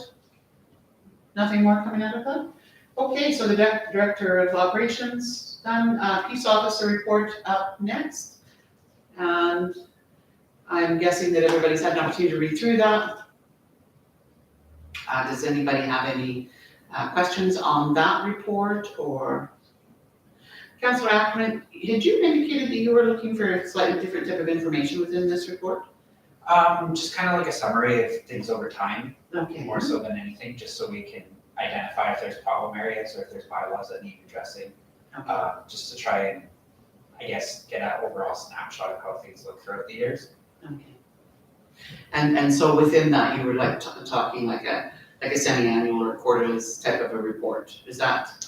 Yeah, that More so than- would be helpful, right? So if we had a report that's saying, like, if we're seeing noise complaints come up more often than not, it's like, that's something that we have to address either through bylaw, peace officer, police, however we want to address that, right? But it's just more trend mapping that I'd be looking for, more than anything, just so that we can be made aware of things and find proactive ways to address issues. Yeah, I thought that was a great suggestion. Yeah, So currently, we get this every council meeting, is that correct? Once a month. Once a month, okay. This just happens to be December, January, just because of Christmas break and what we do in December, one in January, so. Yeah, I don't know what everyone else's thoughts are, but I kind of think I don't need to look at it every month. What's that? I kind of think I don't need to look at this every month. I feel like quarterly might be more appropriate. You know, I know that there's an amount of time that goes into creating these reports. I know that she puts in a lot of really valuable resource time creating these reports. I don't know what council feels like. Do we feel like that it would be more, I guess, certainly, yeah. Mayor Montina? I would agree with Councillor Powtry that like maybe it's quarterly or like twice a year if it's something that we feel is necessary. I myself don't need to see them every month. I don't, it's interesting information, but it doesn't really help move things along for myself. No, I don't think it does. Okay. So if we were looking at use of resources, and so we were saying quarterly, would we then sort of say if something really important comes up, would you maybe just share that forward or just create a small blurb about some incident or some occurrence if we needed to have it looked at in a timely manner, or it was something that was of a big impact to our community? What does everybody else feel like? I think that's a great idea, Heather, bringing up emergent items if there are, but if, it's just somebody's cat got lost or somebody was speeding, right, it's run-of-the-mill stuff generally. And I think if we reduce the frequency, maybe we could ask for some of those more trend analyses that Scott was suggesting, to try and have some kind of analysis. I love that as a trade. I love that as a trade, that we look at requesting less report, but a little more in depth. And I love that trend analysis attached to it. So that might be twice a year, once a year, the trend analysis. And then maybe we ask quarterly reports. And I haven't heard anything from you, Councillor Florence, or you, Councillor Ackerman. I don't know what your thoughts are. Sorry. Yeah, I'd be all right with quarterly or even semi-annually reports. If we can get a little bit more of that trend mapping on there. I think the biggest thing there is if we do identify a trend, be it, even it could be a stop sign that lots of people are rolling through or something like that. If there's anything that's concerning, as long as it's brought forward in a timely manner, I think that's good. But yeah, if we space out these reports, we'll probably have more information on them so we can kind of see the trend map over time as well, just by the report being a larger window versus individual months. So I guess my one thought would be that that it's good to see this information from time to time, just so that we can be aware that there's things happening, right? So I wonder if we had talked about consent agenda, if it's something that could be added like on a consent agenda, something like that. So we're still accessing it, because I'm not sure how much time it takes to quickly hit print on a report. I bet it doesn't take that much time. But I guess I don't know. Yeah, and I guess that's exactly, we'll look at how, depending on what resources are needed to put into it, right? Right, no, totally. And I guess the one thing that always comes out to me in these is the low number of reports. I know we've talked about the reasons, but I mean, now we've seen October, November, December, and January, and they're consistently low. And so I find that interesting. I would like to keep seeing this information. Okay. Yeah. So for you, it brings you a sense of comfort to see that we just got really low numbers each month in terms of what's being reported, or in terms of what? Well, just when you hear all the buzz on the street about everything that's happening in town, and then you see a report like this, I mean, there's a discrepancy, right? I mean, obviously this is not RCMP stuff, but I mean, yeah. And then I think it's good for us to know, but I would like to stay on top of this information. I would like to have access to this information. And then furthermore, I think we can in a bigger picture, we can look at what our community needs for policing and bylaw, and are our needs being met with what we have, right? So not that can't be addressed through a quarterly report, but you kind of go against the tide a lot. sorry. But you make a lot of sense when you're going against the tide a lot, right? I love this. So I wonder, should we maybe, yeah, Councilor? Just to kind of piggyback on what Councillor Florence is saying, if we do have it on the consent agenda, and it is something that's a report that's easy enough to print out for whatever window it is, it's nice to have the information and then be able to talk about it if we want to, and then maybe look at maybe that trend mapping over a larger period of time, at whatever frequency there, right? Yeah. So really, I guess it's dependent, and I wonder, CEO, how it can speak to that. Like, is it easy to print these reports off? They're fairly quick just to pull up and, With the program she has, and thank you, Deputy Mayor, the program that she has now, and we're still working at updating it, that's why, as you see on the back, there was some hand printed stuff. Previously, it was kind of a report that was done more like, say, mine or Kevin's reports, where you actually had to write out and do whatever, sort of the stuff that was in there. This one is generated via the new system that she has in her access, I guess, or whatever too, so it's fairly easy to do the monthly thing as far as this sort of stuff. As far as maybe, and I'm not sure in terms of the trending, I'm sure she can tweak it a little bit to come up with those types of things as well. We've also talked about the possibility of having her attend a council meeting, whether it's quarterly or twice a year as well on that basis, just to, face-to-face with council, discuss, sort of where things are at, and as you say, maybe discuss some of the trends that she's seeing or not seeing, and talk about those types of things, as well as, if there is, comments from council in terms of, as we said, while she has discretion in terms of some stuff, council still can say, hey, we want more this or that to some extent. And she can comment as well, as you say, maybe it looks like December, 6 reports listed on the front there. She can talk about that in terms of what that actually means a little bit more. It looks that it's not much, but at the same time, that doesn't itemize every detail, every call, and everything that she gets in terms of that either. So there is comments that that you can comment on as well. So like I say, certainly we can look at the quarterly. We can look at having her attend some, once or twice a year, and in addition to that, whenever requested as well. If there's she does attend the odd policy bylaw meetings if there's, bylaws or something to that effect that are things in her direction or purview that she's dealing with. So definitely that can be done as well, just like RCMP having them attend once or twice a year as well. perfect.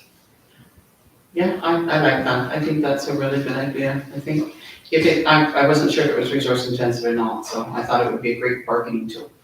But if she can just click a button, print it off, then I think making it part of our consent agenda is super easy. And then, doing it semi-annual.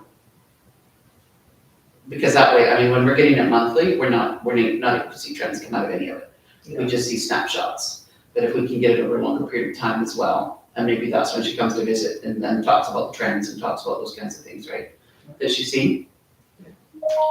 Great, I love that. Everybody on board with that? So really, there's no motion required on this, it's just basically a consensus. We all seem to think that's a really good idea. And I don't think we require. Perfect, thank you. Okay. So if there's no questions within the body of the report, anything that jumps out, I will ask someone to make a motion to accept the CAO report. Councillor Poultry? Thank you. All those in favor? Okay, thank you. Okay, item B, councillor members' reports and questions, and perhaps what we'll do is we'll start it down at the end with Councillor Ackerman, please. If you can just give us a bit of an update on what you've been doing since our past. Sure. Not a ton of stuff. I think a lot of it's kind of just what we've all done together, but we had that public engagement and strategic alignment task force, whatever the name of that one was. That was on February 3rd.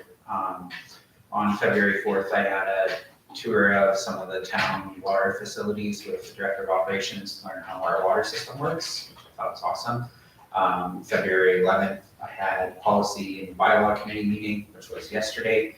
And then just further to the comment that I had last council meeting with that South Grow Economic Development Alberta. So the costs associated with that are $1,500 per person. They're asking me to ask the town if they'd be willing to pay half of that for $750. Now that covers transportation, that covers hotels, and that covers the cost of the conference. It's a 2.5-day conference.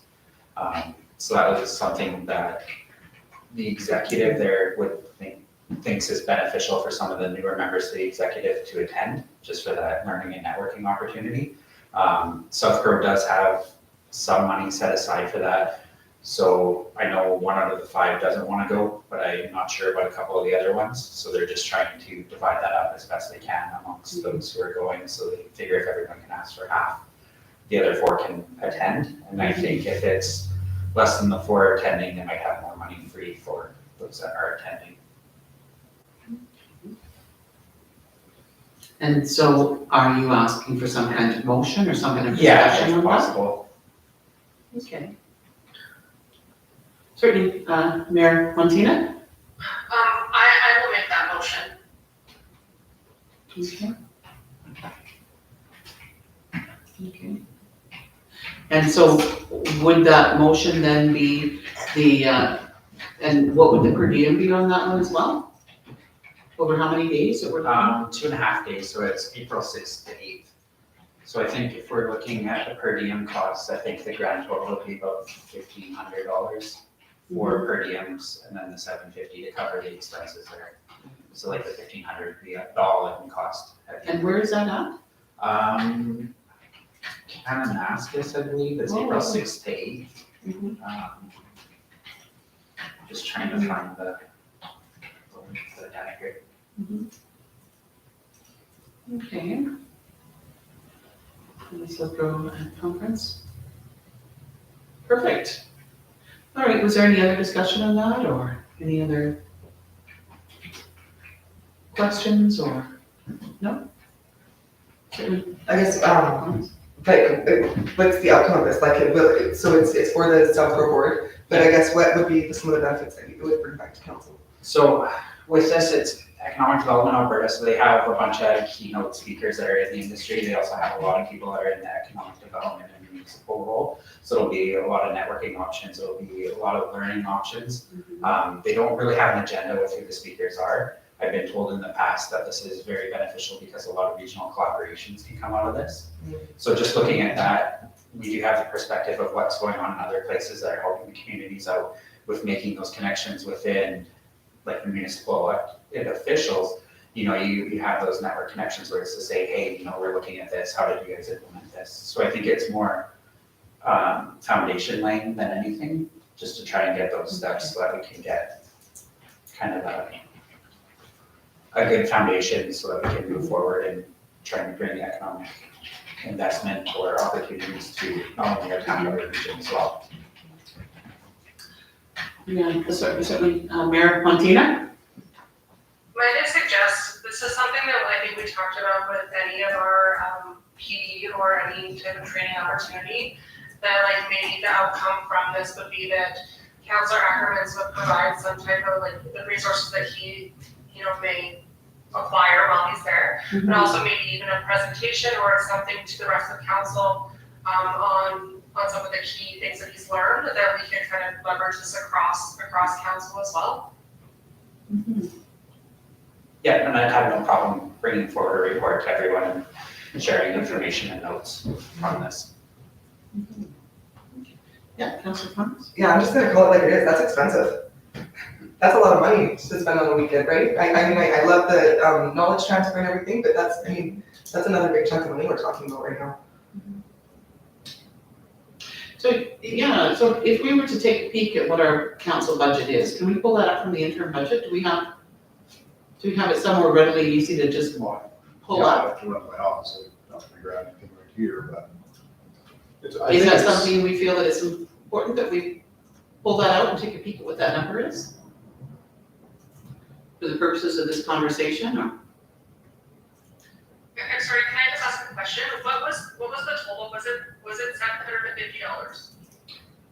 Yeah, just to clarify that, Mayor Montina, it would be $750 and then the per diems on top of that. So the cost of attending the conference would be $1,500 per person. That's the cost of the conference fees. I think there's a couple dinners there and then travel and hotel.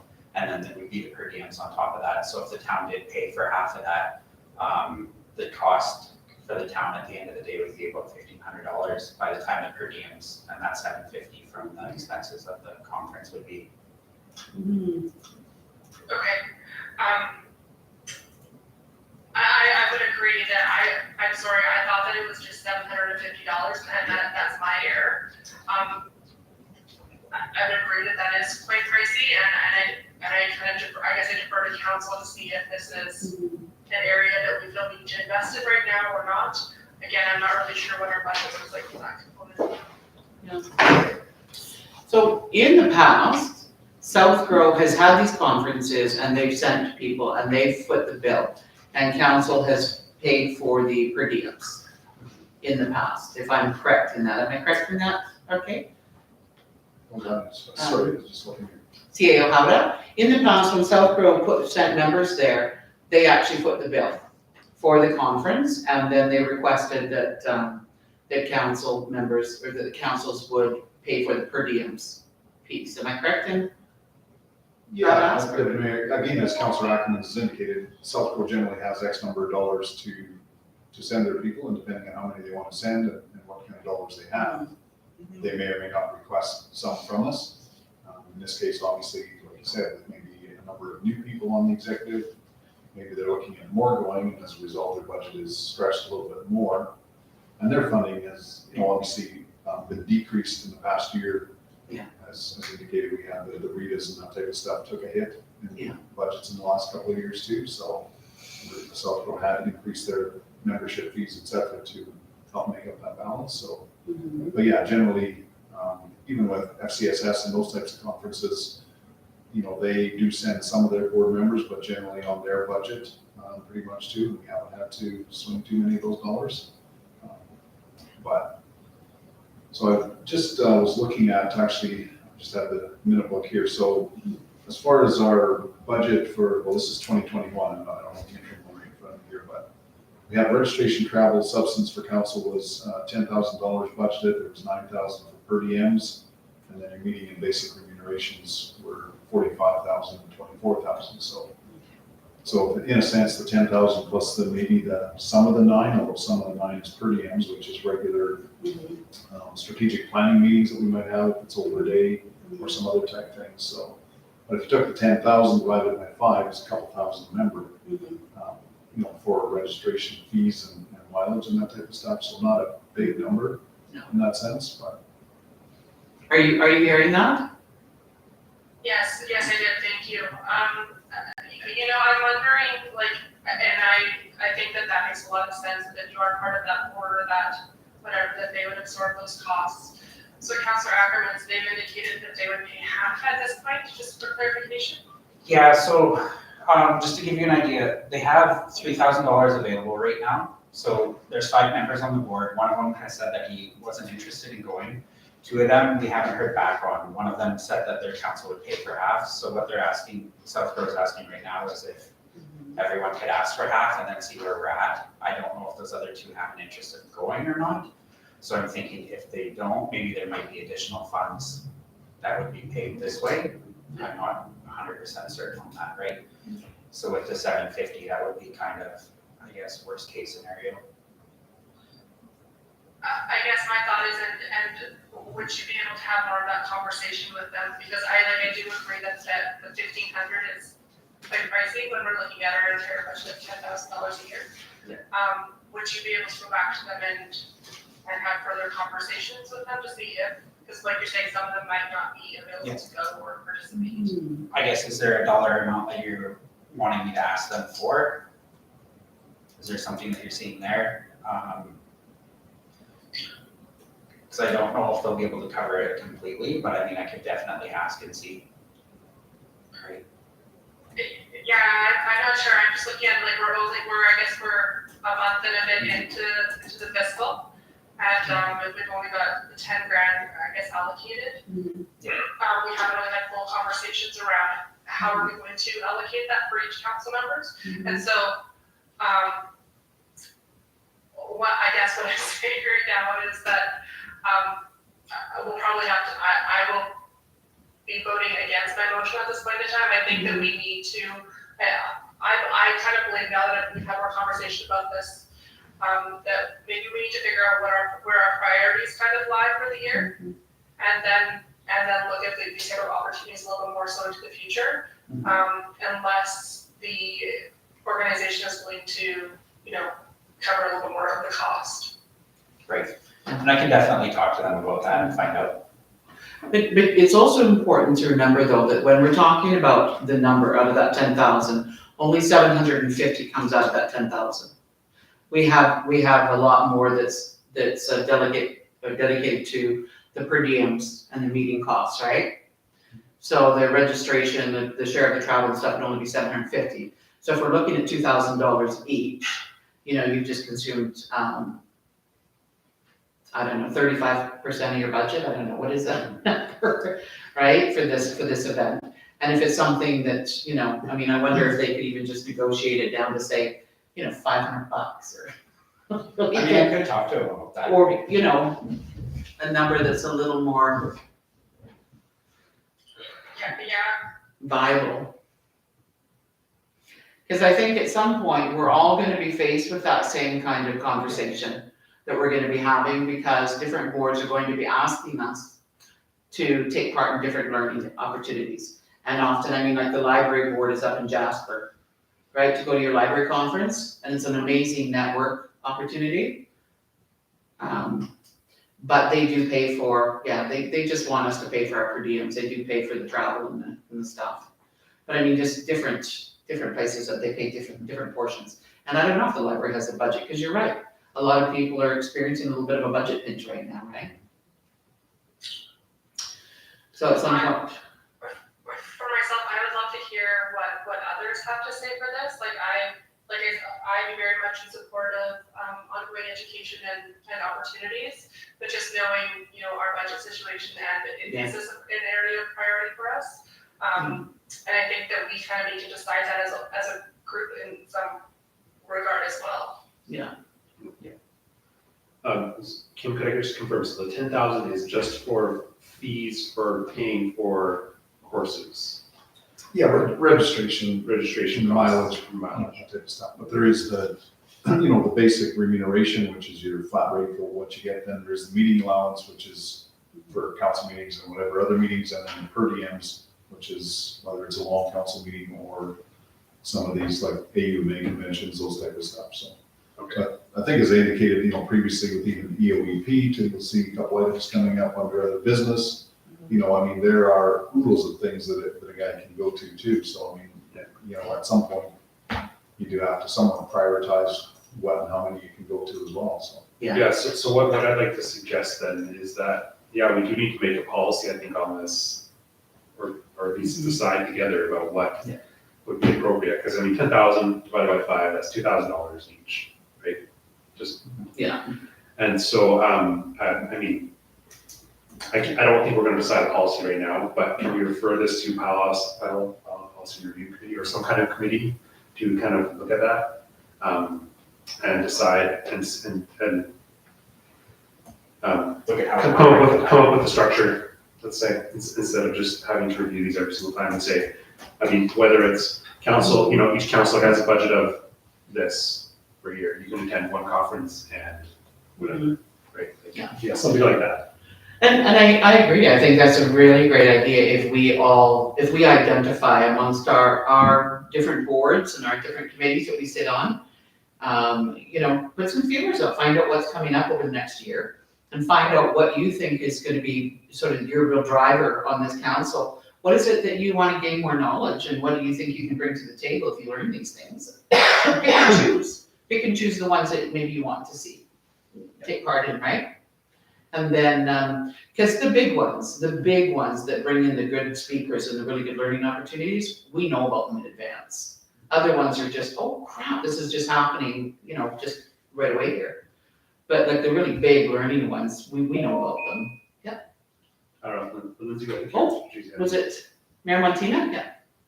I just had a question regarding so is this the same pool of money where we would have people like Ian or any facilitators that would work with us? Does that come out of this money as well?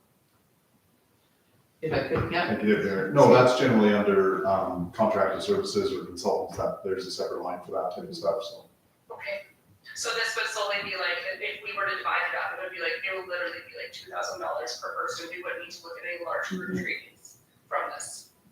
No, other than, if you're attending, like say the strategic sessions, you're not paying, Ian's time's not coming out of there, but council members sitting there for a day or 2 days with him, that is part of your per diems or whatever that's coming out of those other lines. Yeah, not the $10,000, No. but the per diems, yeah.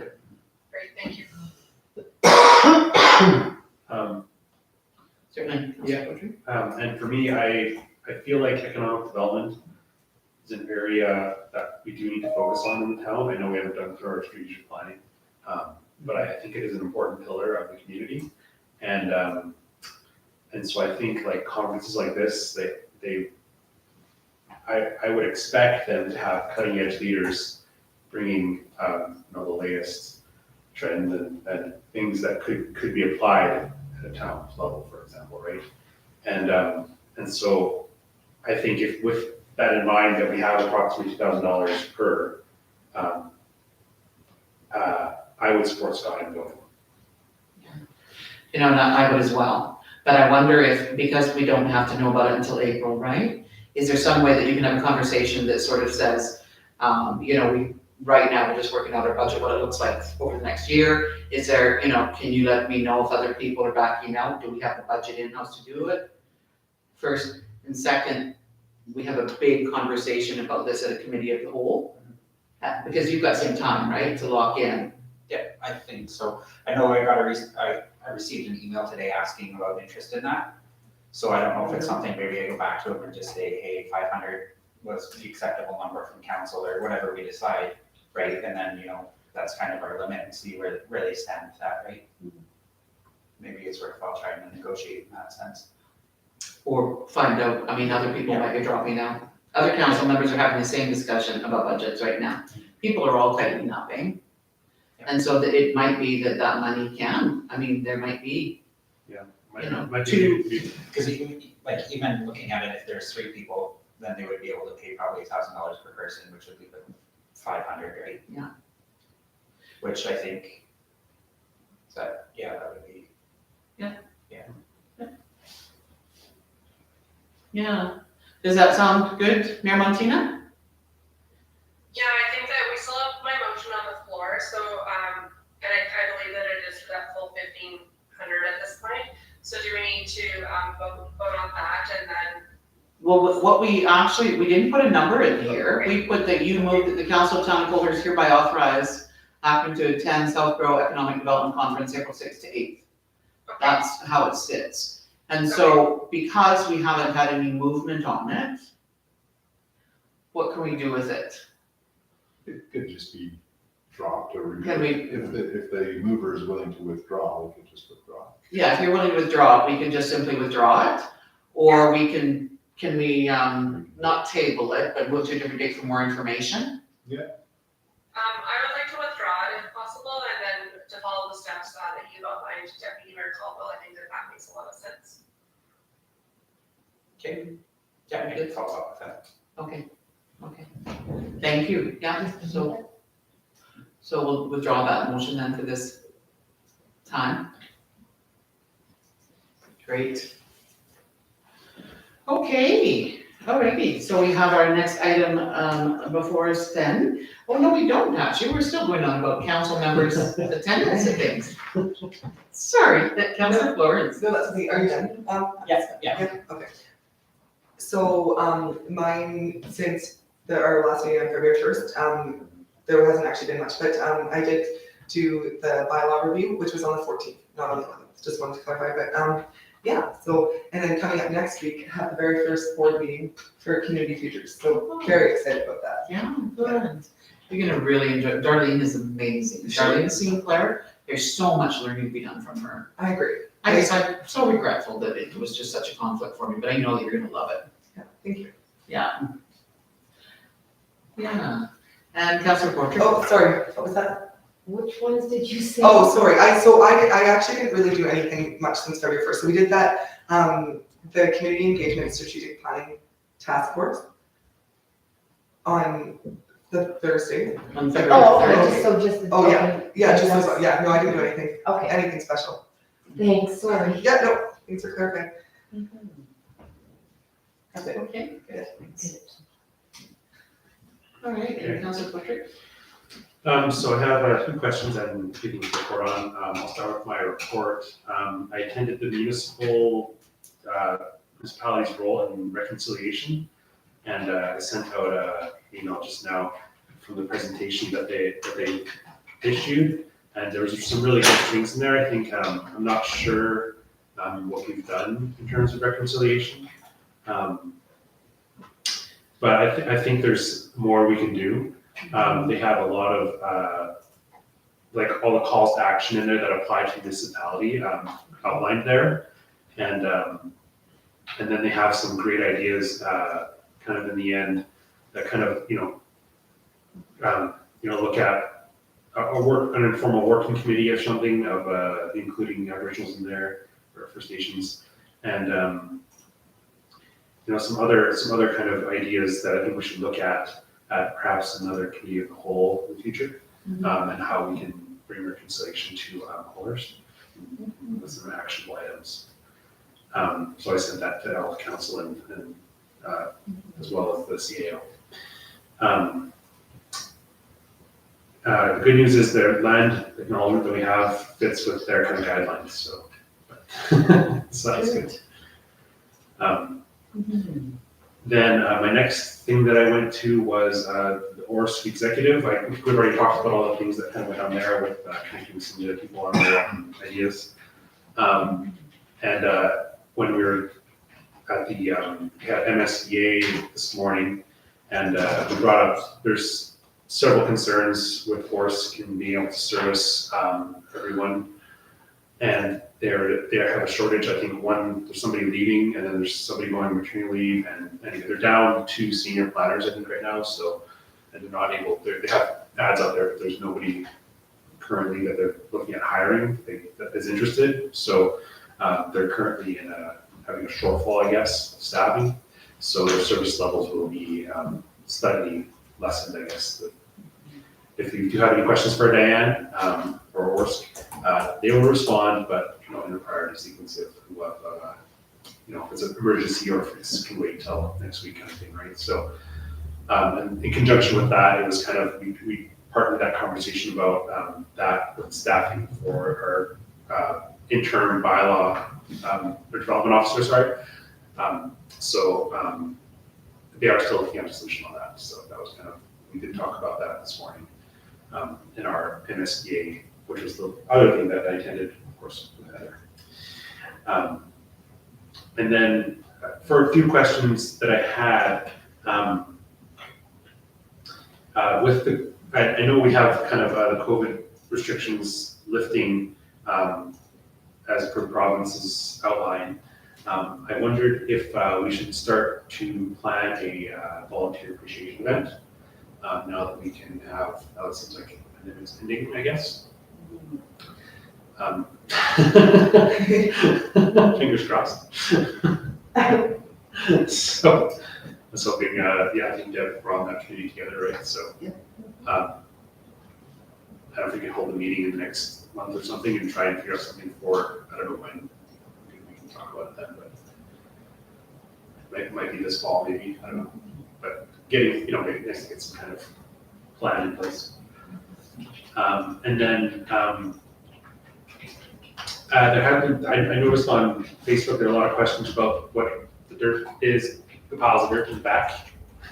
People ask a lot of questions, and I'm wondering, I think Scott and I have been answering questions haphazardly, but I think it'd be great if we could post something on that. I think just because it's timely right now, I mean, there was that plan, and I think some people have been resharing that. But maybe just some information about what the project is, because people don't know that it's for stormwater, it's a natural wetland. I think just, even if we don't have the final plan in place, like I think MP's still working on it, but if we can just, you could take a picture of the dirt and say, we're working on our wetland project or something. I don't know. I feel like just some kind of information about something there. Scott. Just to comment on that too, a lot of people are just asking about that big pile of dirt. I know I got a lot of other messages about that too, just saying, is this gonna be removed, right? Yeah, who knows, I don't, is that not big pile of dirt gonna be moved? No, it's gonna be a ski hill. The toboggan hill will be great too, another toboggan, why not? People can fly right into our wetlands in the wintertime. Yeah. That's good. I know, and then this was another thing that we had talked about a while ago, I think, at the beginning of last month, was the kind of the state of the city address, or the town hall address. I don't want to fall off the radar, I wonder if we could maybe host that sooner than later, maybe, I don't know. How we can go about doing that, but how we set that up, I don't know, but I thought it'd be good to I don't know, just bringing that forward to where we're at now, just to update people on the state of the city address or something, save the town, I guess. I think that would be fantastic. We're gonna have to all come together pretty soon here in the same space. And I think that would be fantastic when Mayor Fontaine can pull that off. Yeah. Help you write your speech. We can be, you know, the council equivalent to backup singers. We can remind you, oh, and remember when? That'd be great. Yeah. All right. Is that, have we done those, we've done town halls obviously, but we don't go to the state of the city kind of. Not really anything to that effect, I don't think, I mean. With the city of Lethbridge, they charge like $20 for people to come to it now. Look, we feed people to come to Yeah, that's us, exactly. okay? Not. We're the opposite, we have to spend, you know. We plan parties, we invite them to a party, then we all leave out and say, hey, it's a meeting, once we've got them in the room with the door closed. I wonder if it would be possible to even like do a message from the mayor and like do it recorded from somewhere and then we share it to all these different Yeah. social media Yeah. platforms. But like, I completely agree, Councillor Quitter, I think that's a great point to do that. And I think the people are waiting. Yeah, they're ready. Yeah, they're ready. Yeah. And then, my last, two more things. On the wetland project, I know because you're currently working with MPE on that for like the design. I'm not sure, there was some grants available from the Old Man Watershed they had brought up a while ago. I wonder if you had mentioned that MPE or not, if they could, for planting of indigenous, wild plants and stuff, right? There were some grants potentially available from the Old Man Watershed. And that's a really good point, because actually you have to bring somebody in. It can't be our engineers who does that plan. It has to be somebody who can specialize in plan specific for that management, right? Stormwater management. And so, yeah, that would be great. And actually speak to them about, do they have somebody that can help us with that? And access some grants? I don't know, yeah. Well, I know they checked into like Ducks Unlimited and that type of stuff in the past, different grants or whatever, so. Yeah. Yeah, Yeah, the Old Man Watershed seemed to have some kind of grants available possibly. we can have Gavin reach out to Old Man Watershed to see what See what we've got, they yeah. can coordinate if there's anything, so. And see if there's anything that they can do to assist us in determining the plans. Yeah. And sort of, I think it's a real process and the kinds of plans and how you lay them and how you, like this plant goes here and then back here is this kind and then this kind and, right? So it's just a whole, Ecosystem, yeah. yeah, there's a whole process to it. Well, I know that's part of the whole overall design and all that is part of MP's discussions we've had, so I mean, Yeah. definitely, it's not just randomly planting trees, it has to be done appropriately with the right shrubs, trees, Yeah. grasses, whatever. Yeah, within the pond system, but we're also going to be doing beautiful like trees and pathways and stuff for people to be able to walk around it. Yeah, like a garden bed kind of thing. We're looking at a garden bed. Community garden would be brilliant in that location. I'd be all over that. Anyway, yeah. Okay, I actually still have the original designs from the person I was trying to move it forward before. No, that's not good enough. Something. So, and then, I guess, the last thing, I think I'd mentioned this, I think at last council meeting or 1 month ago, about the youth council policy, and I think Scott, you had mentioned that we kind of dropped it because Yeah, I can add to that as, from the policy and bylaw committee meeting that we had yesterday, we don't have the minutes put forward yet, so I didn't quite mention that yet. But what CAO had mentioned to us is that the FCSS has kind of taken over that role instead of having the youth council, so we found that that policy was a little bit redundant at this time, because it was talking about funds for activities. Our recommendation, I believe Deb can probably speak on this a little bit more, was to try and get them involved a little bit more in what they can offer. But we're probably looking at removing that policy at the time, just because it is a little bit redundant. I don't know, Councillor Florence, if you had anything you wanted to add in regards to that? In terms of FCSS? Yeah. So I guess one of the conversations we had was because FCSS is offering this, is how do we get them to step up to the plate and actually offer the services we pay for? And so because we are paying this requisition, and there's this expectation that there's to do programming in the room, like, is it happening, right? And so that's where some of that was coming in. There currently is no youth center committee though, and so I think that was where the discussion was to kind of roll that one up. Yeah, and and it's, I think you raised a really, really good point, because we have, oh gosh, I don't know how many years ago it was, when we were doing a sort of a volunteer appreciation thing, and I organized that day, and I got all the different places that serve Coalhurst, came and they put together booths about what it is that they do here. And FCSS and the library, like Chinook Arch, and I can't remember just the whole game. Anyways, they do so many things that are in the background. And if we looked at the requisition that we give them versus what the government pays 80%, right? And we pay 20%. So it's always been perceived as a great savings for us, for the number of people. We don't know how many people are accessing counseling for free, right? I mean, we don't know how many people are attending the Parent Link programming at the elementary school, that we don't know all the different things that they're offering, right now. So they do, I mean, they're above and beyond already what we're paying to them. But it's important, but you've raised a really great point. It's super important that we know what they're doing. And so every year, right, they would have a dinner and they would talk about, these are the kinds of things that we're doing. Yeah, all councils meeting, whatever. Yeah, and all council. So they provide a dinner and then everybody gets up and speaks about, these are the things that we're doing. But wouldn't it be nice if we invited those guys and just say, we have a new council and please come and talk to us about who you are and what you do and, what is your role in our community? So the Parent Link hasn't been in the school, they got kicked out of the school. So they haven't been in the school for a while. So the Parent Link Center is actually in the youth center room. Oh, 10%. when did they get kicked out? 2 years ago. Okay, just before COVID? Yeah, I think even maybe prior to that. So that's one thing. And then two is, I actually, and I see the report here, but I actually think that they can access how many people are they can tell us how many people are accessing free counseling, and they can track how many people are coming to all that, right? And it would be very interesting to see.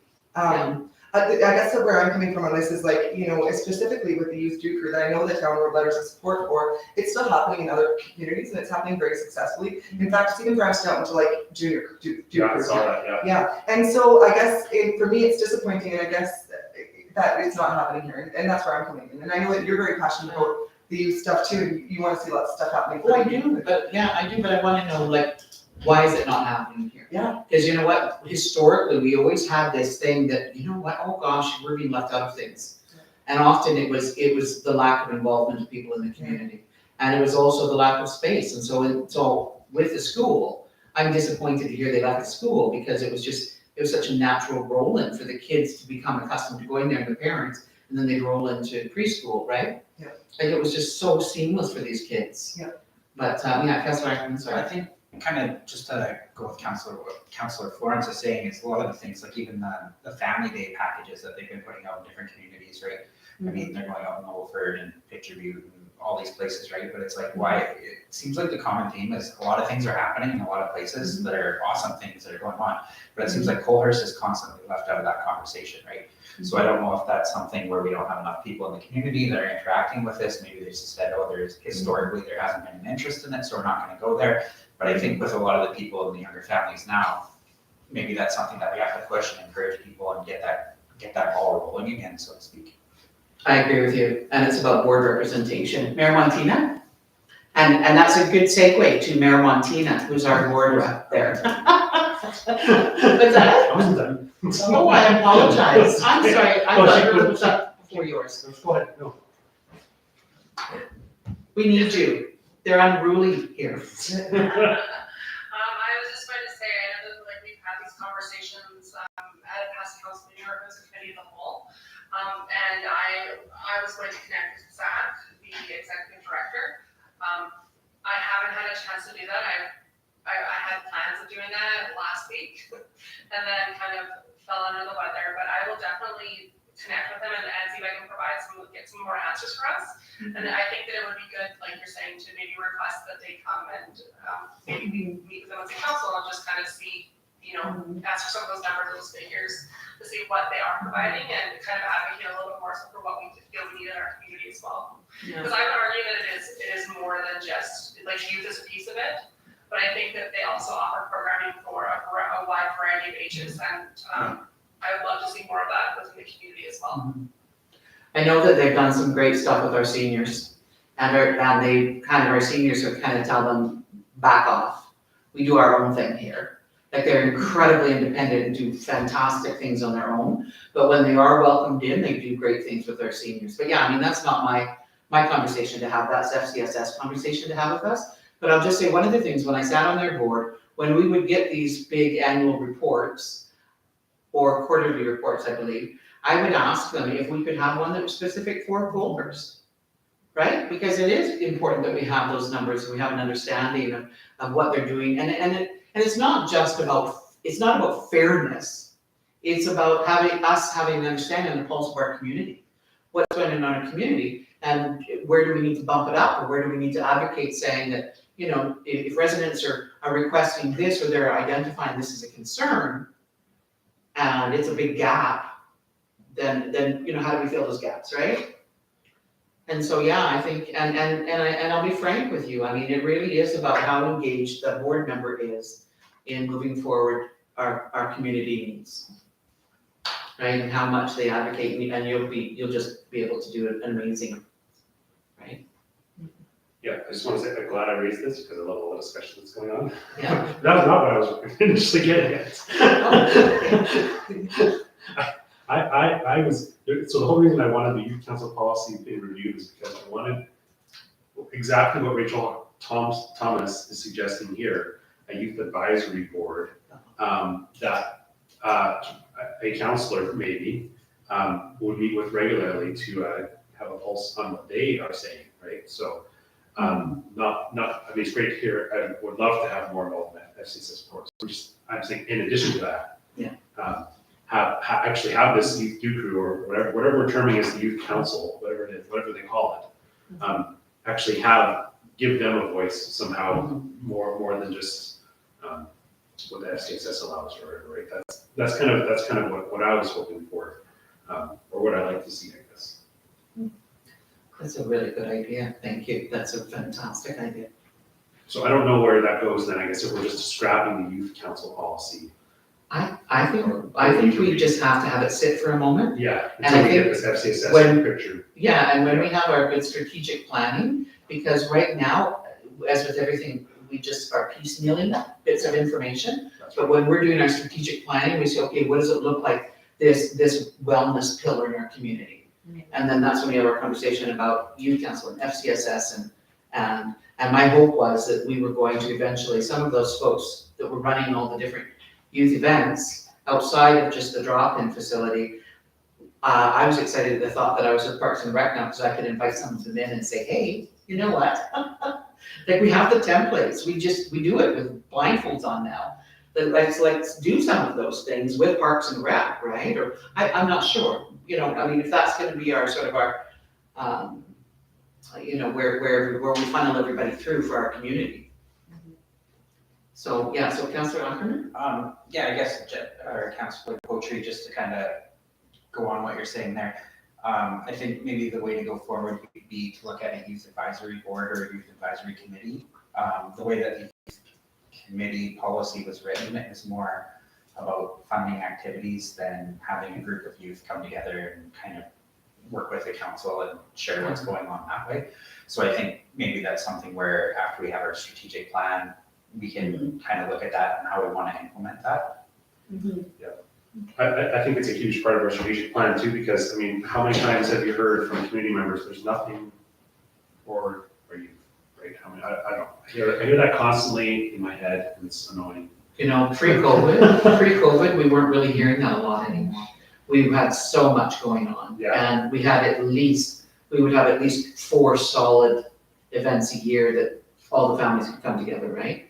And I mean, we had different things for, like the youth drop-in center and the, you know, when the BMX hill that we had to turn into a toboggan hill and, you know, I mean, so yeah, but we can't let that go because we can't ride on coattails. Right? Did you have any more comment to make on this, or are we good to move forward? So our action plan from that discussion is get it into our strategic plan and have some conversation with FCSS? And that's all for me.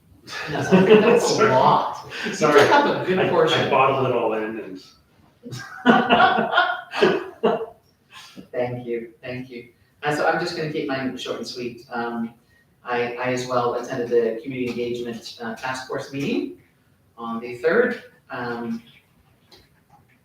Yeah, I don't really have a lot of, since the break, not a lot, and MSBA as well this morning, and it was really great coming back to the table for MSBA. It was good getting that information from our planner, so we are saying goodbye to our development officer tomorrow, Lita. And you spoke about some of that stuff, so in terms of being able to get people with those kind of qualifications into this area. So, I mean, RK's got that stuff sorted out in terms of getting all that figured out. But some of the conversation that we had also was very interesting in terms of when we can anticipate rolling in that new development. Right, like the timelines, I think might have been, the planner spoke about the timelines were a little bit fast. That this is a very experienced developer and they use a very reasoned approach to this, and they take the time that they need to get it done.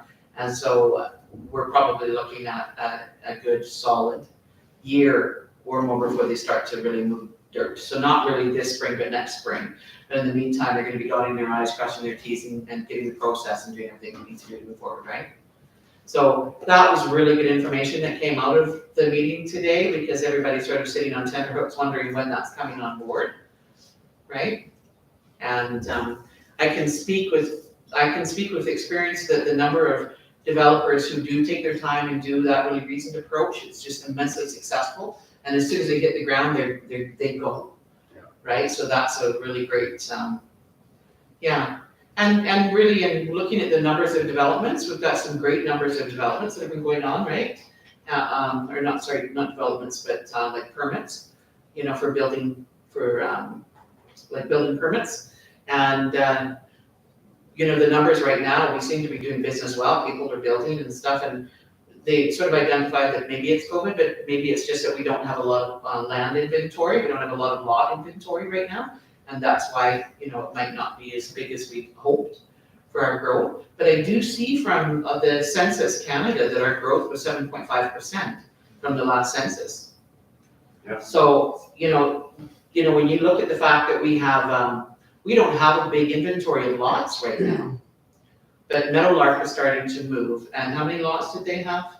They said, what, 30 or something like that? Yeah, about 32 lots or something. 233. Yeah. So they're starting to move and they're starting to build out there and open it up. And so that's gonna open up our inventory. But I mean, still 7.5% growth is just, we're doing great. Yeah, compared to the provincial, what, 1%? 1% growth provincially, yeah. But I mean, for a number of years, from the time that you walked in our door, hey, we have had just these massive rapid growths, like we've been the top. So 7.5 feels a nice healthy number. Okay. That's pretty fast. Yeah. 3 is good, but 7 is, that's all. Yeah. Yes, if it goes 7.5 from this year to next year, that's 200 people, right? Yeah. Another 200 people. So, but that was all I had.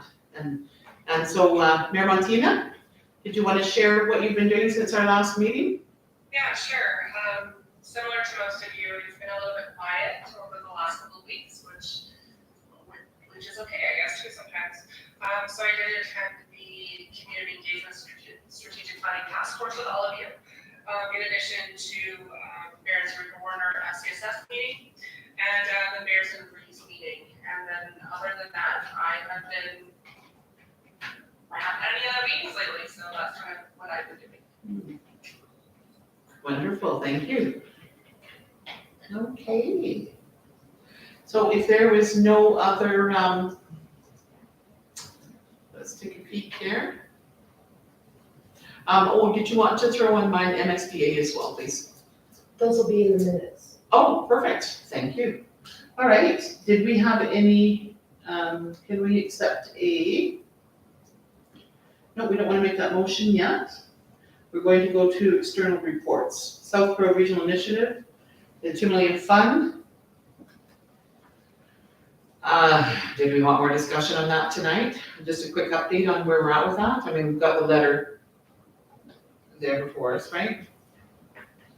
Yeah, they did. Basically, yeah, it's just a matter of that that's the fund that I guess the press release that they put out in terms of the funding that is available. We have talked about a little bit in terms of, we looked at it a bit in the past and, approaching to see, I mean, the biggest thing, like I say, is location that we're looking at right now, whether we can find something that fits or not at this point in time. So it'll be discussed further, but there is obviously the MCCAC funding, and then Southborough as well received a grant that's, doesn't pay quite the same, but it still is a grant as well. So. But it's still there. Fantastic. Anybody have any other questions or comments? We have discussed that a couple times. It would be good to move forward. Okay, fantastic. And then we did kind of have a bit of discussion already on this FCSS report to municipalities, family services. Is that just there for our information or? Yeah, it's information pretty much, yeah. Okay. Anybody have any questions on that or want to speak to that at all or? No? Okay. All right. So then I guess if we've gone through our bylaws and reports, would someone like to make a motion to accept our external reports, please? I'll make that motion. I move that the external reports presented in this meeting are accepted. Thank you. I'll call the question. All in favor? And it's carried, thank you. All right, our next item is correspondence. Was there anything that we wanted to pull out of our correspondence and have discussions on? Councillor Ackerman? Yeah, I just had a question on the fire restriction for Lethbridge County. I guess locally in town, is that something that the fire department would be looking at doing their own restrictions, or, yeah, that's how that works? Okay, I was just kind of curious on how it worked locally for that. That's all I had. Wonderful, okay, is there any, yeah, Councillor Crocher? For the Rachel Thomas Youth Advisory, is that something that should be passed on to the high school? Or like, right? Yeah, so the application, oh, yes, yeah, so we've done this before, we've gotten this information before and shared it on to the high school. Would it be worth sharing on to, 16 to 24 ages, so it doesn't just have to be high school. But yeah. Would we want to maybe send this on to FCSS as well? And say, do we have any leaders in our community that you've identified through your past youth do experience with us, or? Good, I mean, we did post it on the websites and that type of stuff for, anyone that might be interested, so. Yeah. I'm not sure whether she would have sent this on to FCSS's or those kind of places, doesn't I really know, say. but it might be nice if we sent it from our municipality and just say, are there any youth that you might be able to identify? Because we did, I mean, when they were here with Youth Do Group, there were some great leaders that stepped up and got involved with that, and so they might have somebody, and it might be a bit of a nudge towards some of the things that you were just speaking about, Councillor Florence, right? Yeah, Councillor Ackerman?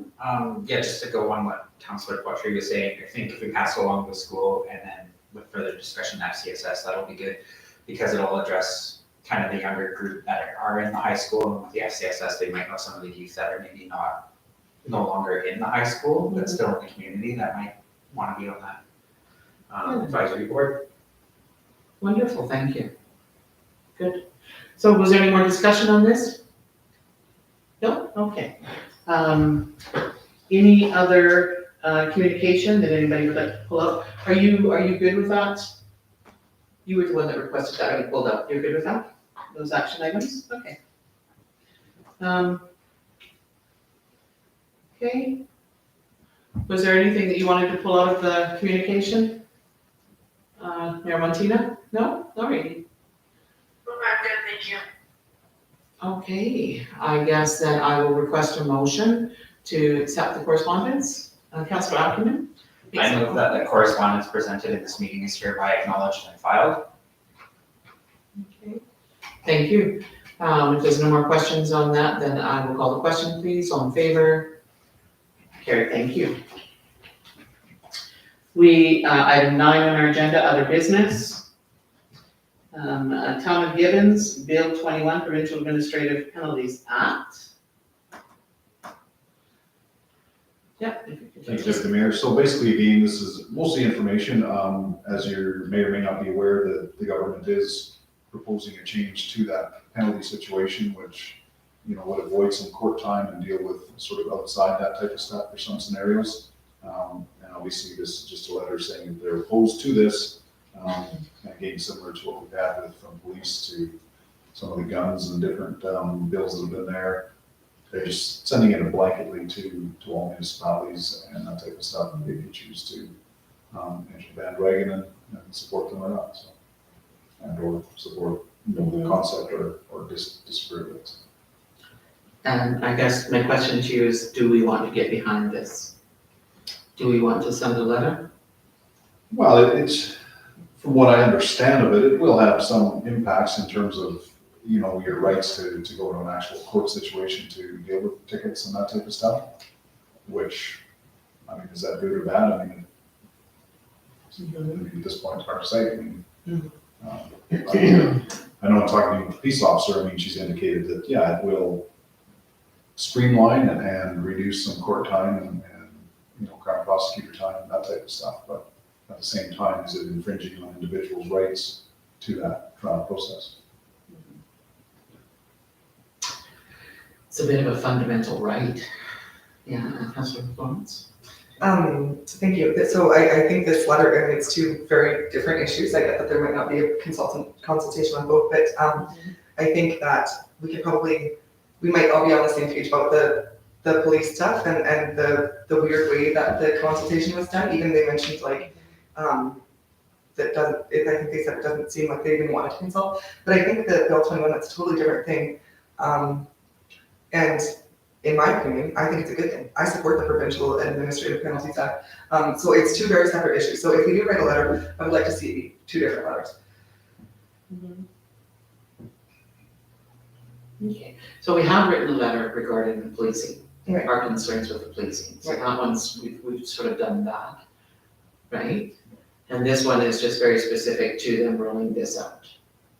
So it's for rolling what out, sorry, because it's for Bill 21. Yeah, so it's for Bill 21 as well as it talks about, it's ID apps and Bill 21. Oh. So it's very much talking about both. Mhm. That's right, yeah, it is. Yeah, okay, I see what you're saying, yeah.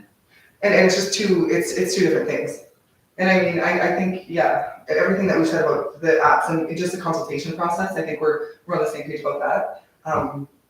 And the letter, I feel a letter has previously been sent, but this other piece of it, this Bill 21.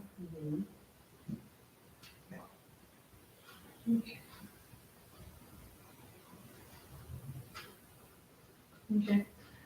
Mayor Montina, do you have any comments on this or thoughts? Not particularly, other than I think that this is another one of those things where we kind of talked a little bit about, when we get these letters, we get so many of them, do we need to do this? Do we want to do this?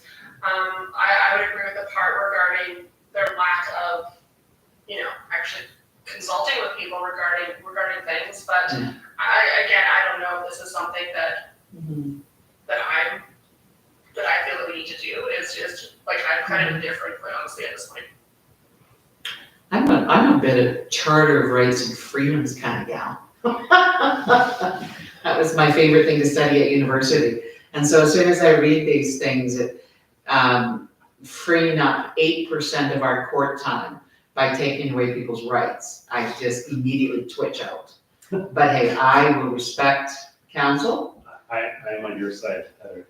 Yeah, Councillor Ackerman had his Yeah. hand up. So. Just my thoughts on this is it doesn't seem like we're all in consensus and we're all like super passionate about the same results, so I don't think in this situation that a letter would be the right way to go.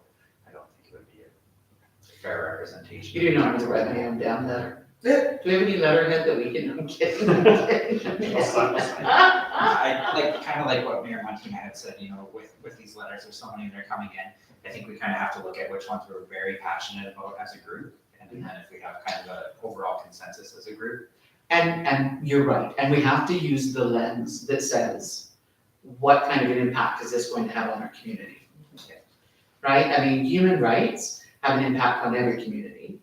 However, we have to use that lens, right? Of what kind of an impact is this going to have on our municipality? And what do we want to, and how do we want to respond? Yeah, so I just wanted to mention one other thing, and I think that's with this, is I really do feel that, that the current government is trying to do things to fill in blanks that people have identified, or, you know, free up resources. But the one thing that stands out for me, and I guess the one thing that I would agree with the apps, is that it's putting resources in the appropriate places, right? So we clearly have a lack of resources, or a perceived lack of resources, and I think that it's a response, right? So it's a response to try to do something to all of the feedback. And so I don't think it's a bad thing. However, the consultation should be more. However, like impeding on people's personal rights, I mean, that's such a broad conversation, right? Yeah. It is, it's Sorry, a sorry, big John. conversation. Sorry, John.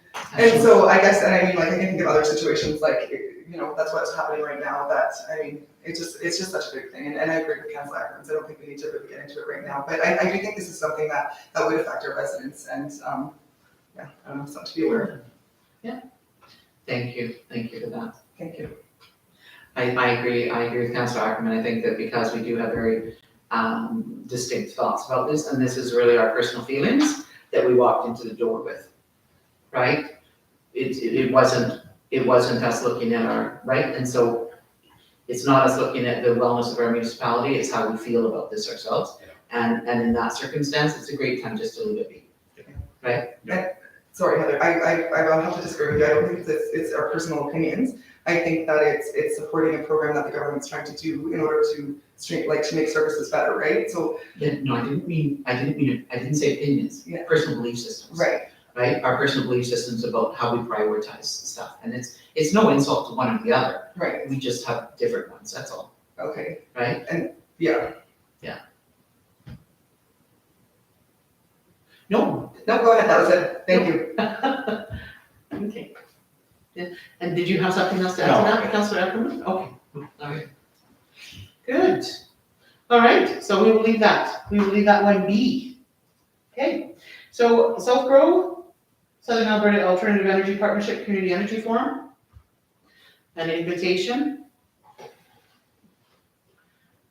I am, did you want to speak to this, or would you be Councillor Ackerman, better person to speak to it, or would CEO Howard be the one?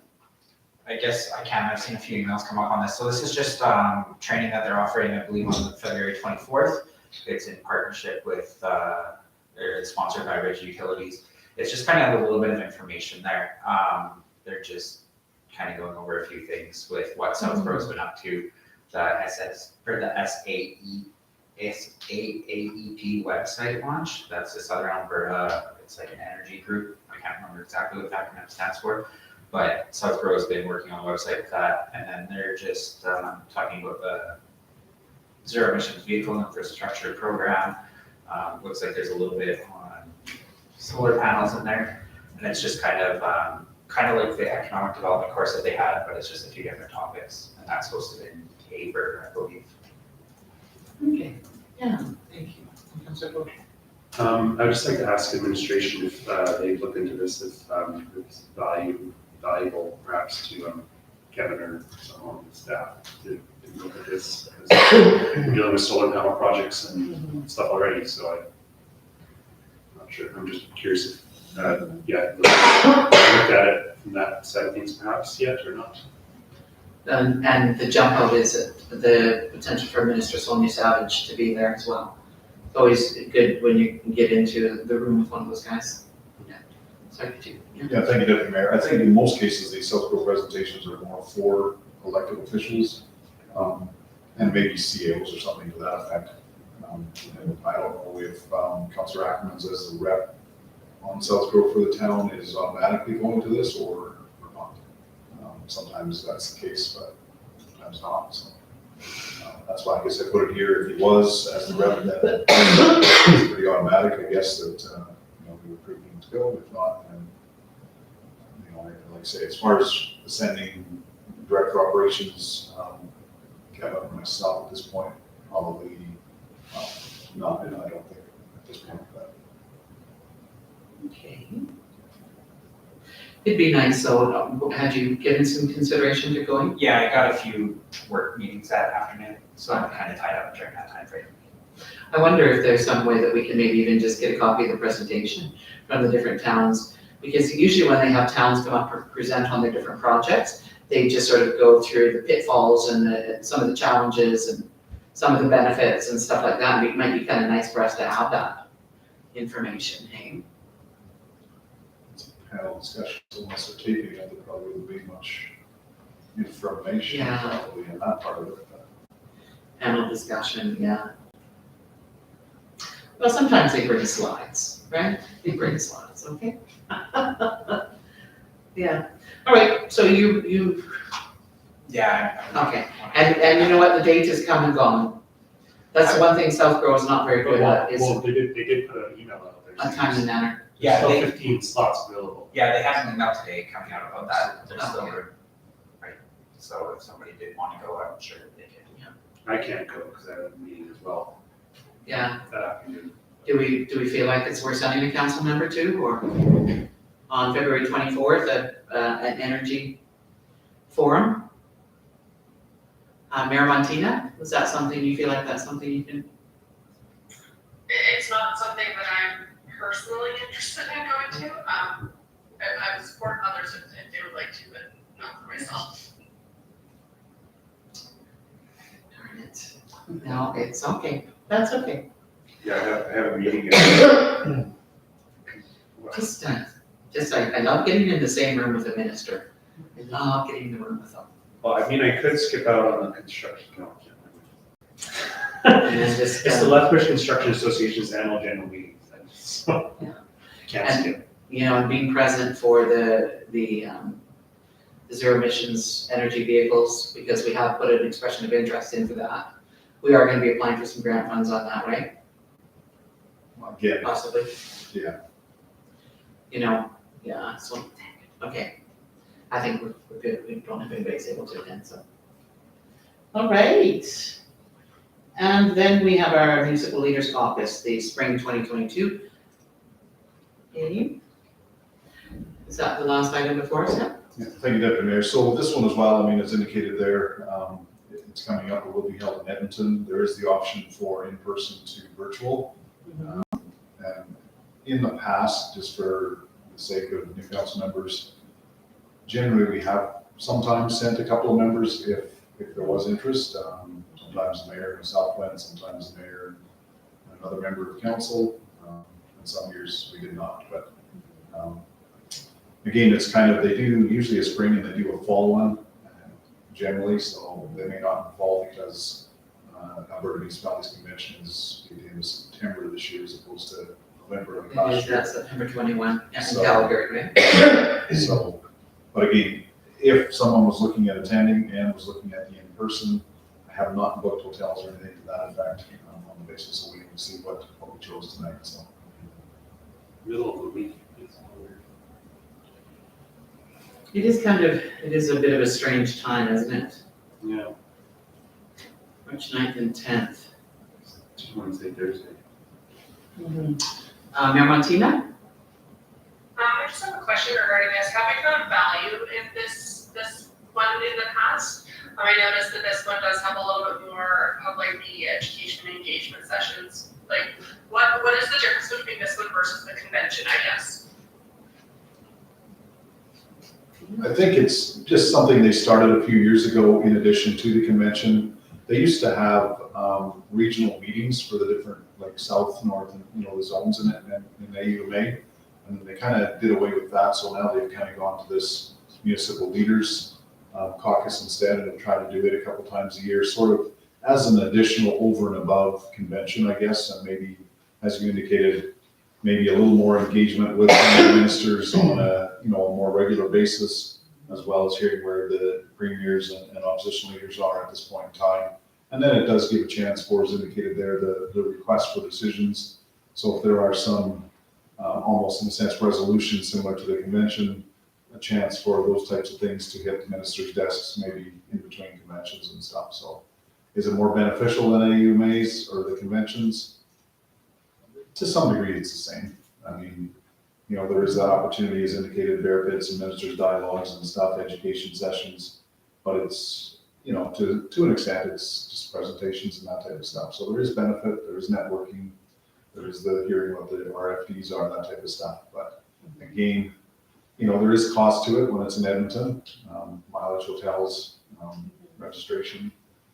So it does, if you're doing it twice a year with a couple of members in addition to the convention, in addition to all the other things that we've discussed already, that's where, you have to figure out what is your best dollar, bang for your dollar, I guess.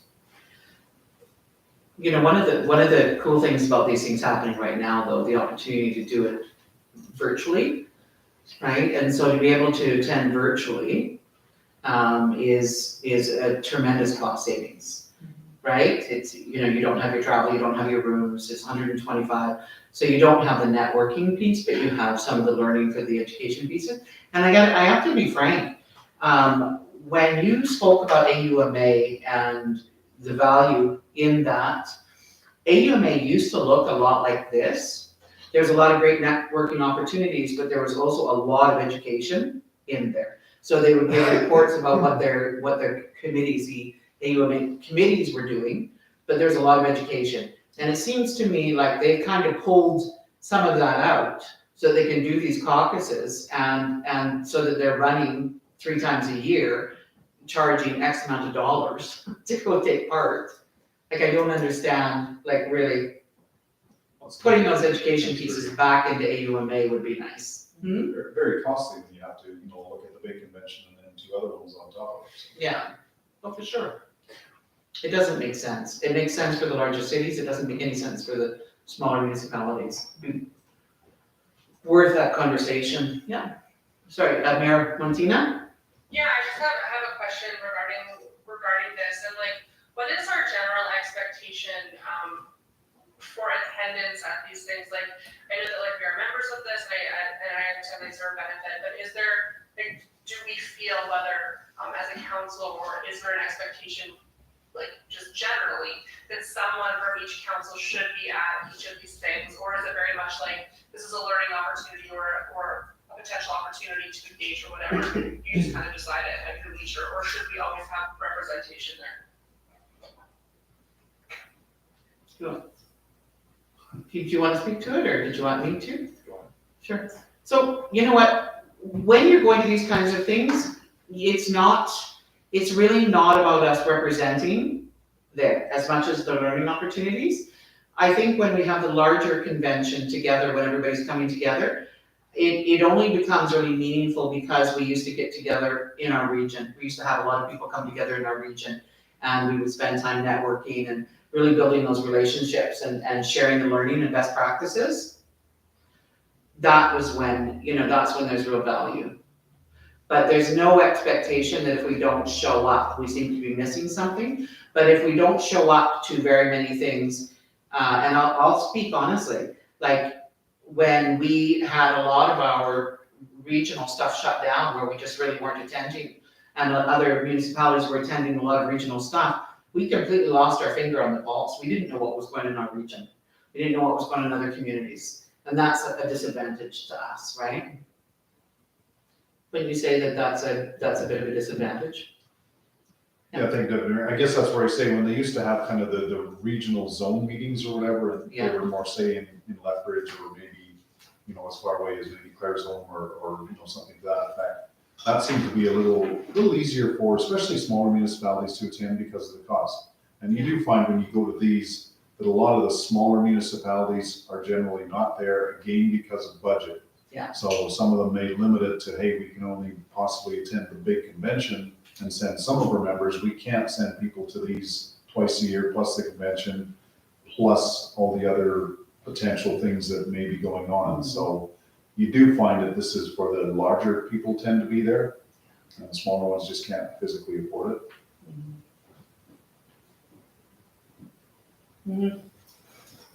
Okay. Did you want to, like, sort of give some thoughts as to whether you wanted to attend that, or? Well, like if I was to do it, I would do it virtually, but as I'm kind of looking at the agenda, I think that some of the things that they have on there are things that like we've kind of already, we really, with the policing and like the EMS, we've been doing some of that stuff more with our Mayor and Reese committee. But I'm not sure that the engagement sessions, like, they might be good, but I don't know if it's 2 full days, right? And so like if there's no real expectation that we want representation there, I would say that like at this point, this isn't like, I'm not super interested in it. It's only gonna be half, it's not even 2 whole days. Yeah. Only goes till noon, right, so. So, To do day and the, a half. it's more time driving than just actually in the conference almost, right? Maybe, not, I don't think exactly. Yeah. If you're deaf, it's really. You know what, this was good conversation, because it might be worth a letter to Alberta municipalities. It might be worth a letter to say, like, you've kind of changed what we do with our conference, and we may not be going because we're losing those education pieces. And you've pulled it out and you've turned it into 3 very expensive conferences that only the larger municipalities can go to because of budget. Yeah, I Right? think that networking piece with your local neighbors Yeah. seemed way more valuable to me than. Right, yeah, when they did do a regional one in Claresholm, you had a lot of people from this area that had similar issues of concern or interest or, celebrate or, There's no way we're partnering with, Yeah. someone north of them. yeah, very different, yeah. All right, so I guess we'll just leave that one be for now. Doesn't look like we have, did you have something more to add to that? I just wanted to say that, I if it was something that's similar to kind of what you're talking about, these regional meetings, for me, I would find much more value in that, and even if it was covering some of these topics that they had there, I would be much more inclined to go to that for that purpose rather than having to go, far away and for something like this. Thank you. So, out of that, it sounds as though we need to sort of keep an ear to the ground for some of the regional stuff that gives us the opportunity for networking and sharing with other communities, eh? Like the closer regional stuff. All right. Anything else for the meeting this evening, or is there anything else that you needed to? You look like you're fading. Are you guys? You've had a long day. Okay. Was anybody else have any more comments or items? Wonderful. Well, shall we adjourn the meeting then?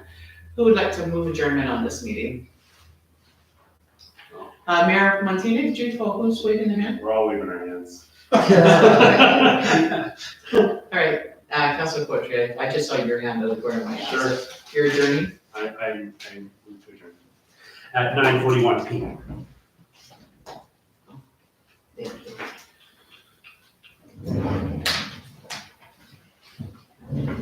All right, guys, I'm like dying here, so I gotta go to bed. Yeah, I'm feeling better. Hope you feel better. Good night. Good night. I hope that I will be back next week and on Thursday, I guess, so. We need you. I I don't, miss you guys. I don't know if you've noticed that we're falling apart without you being here, keeping You're doing order. great. Yeah. Real good. All right, we'll talk to you guys later. Thanks, good night. So I brought a new you did, what did you start doing for your day job? I'm completely. So you got a new thing. Yeah, that's Big because one I, already? every private person's got, Well, I shows me my princess, yeah. I work as. I have her, Yeah. but I don't know yet. I'm gonna say, so it's a little bit. I don't have to do my papers today. Well, there's checks there, but Oh, no, I just like it. No, I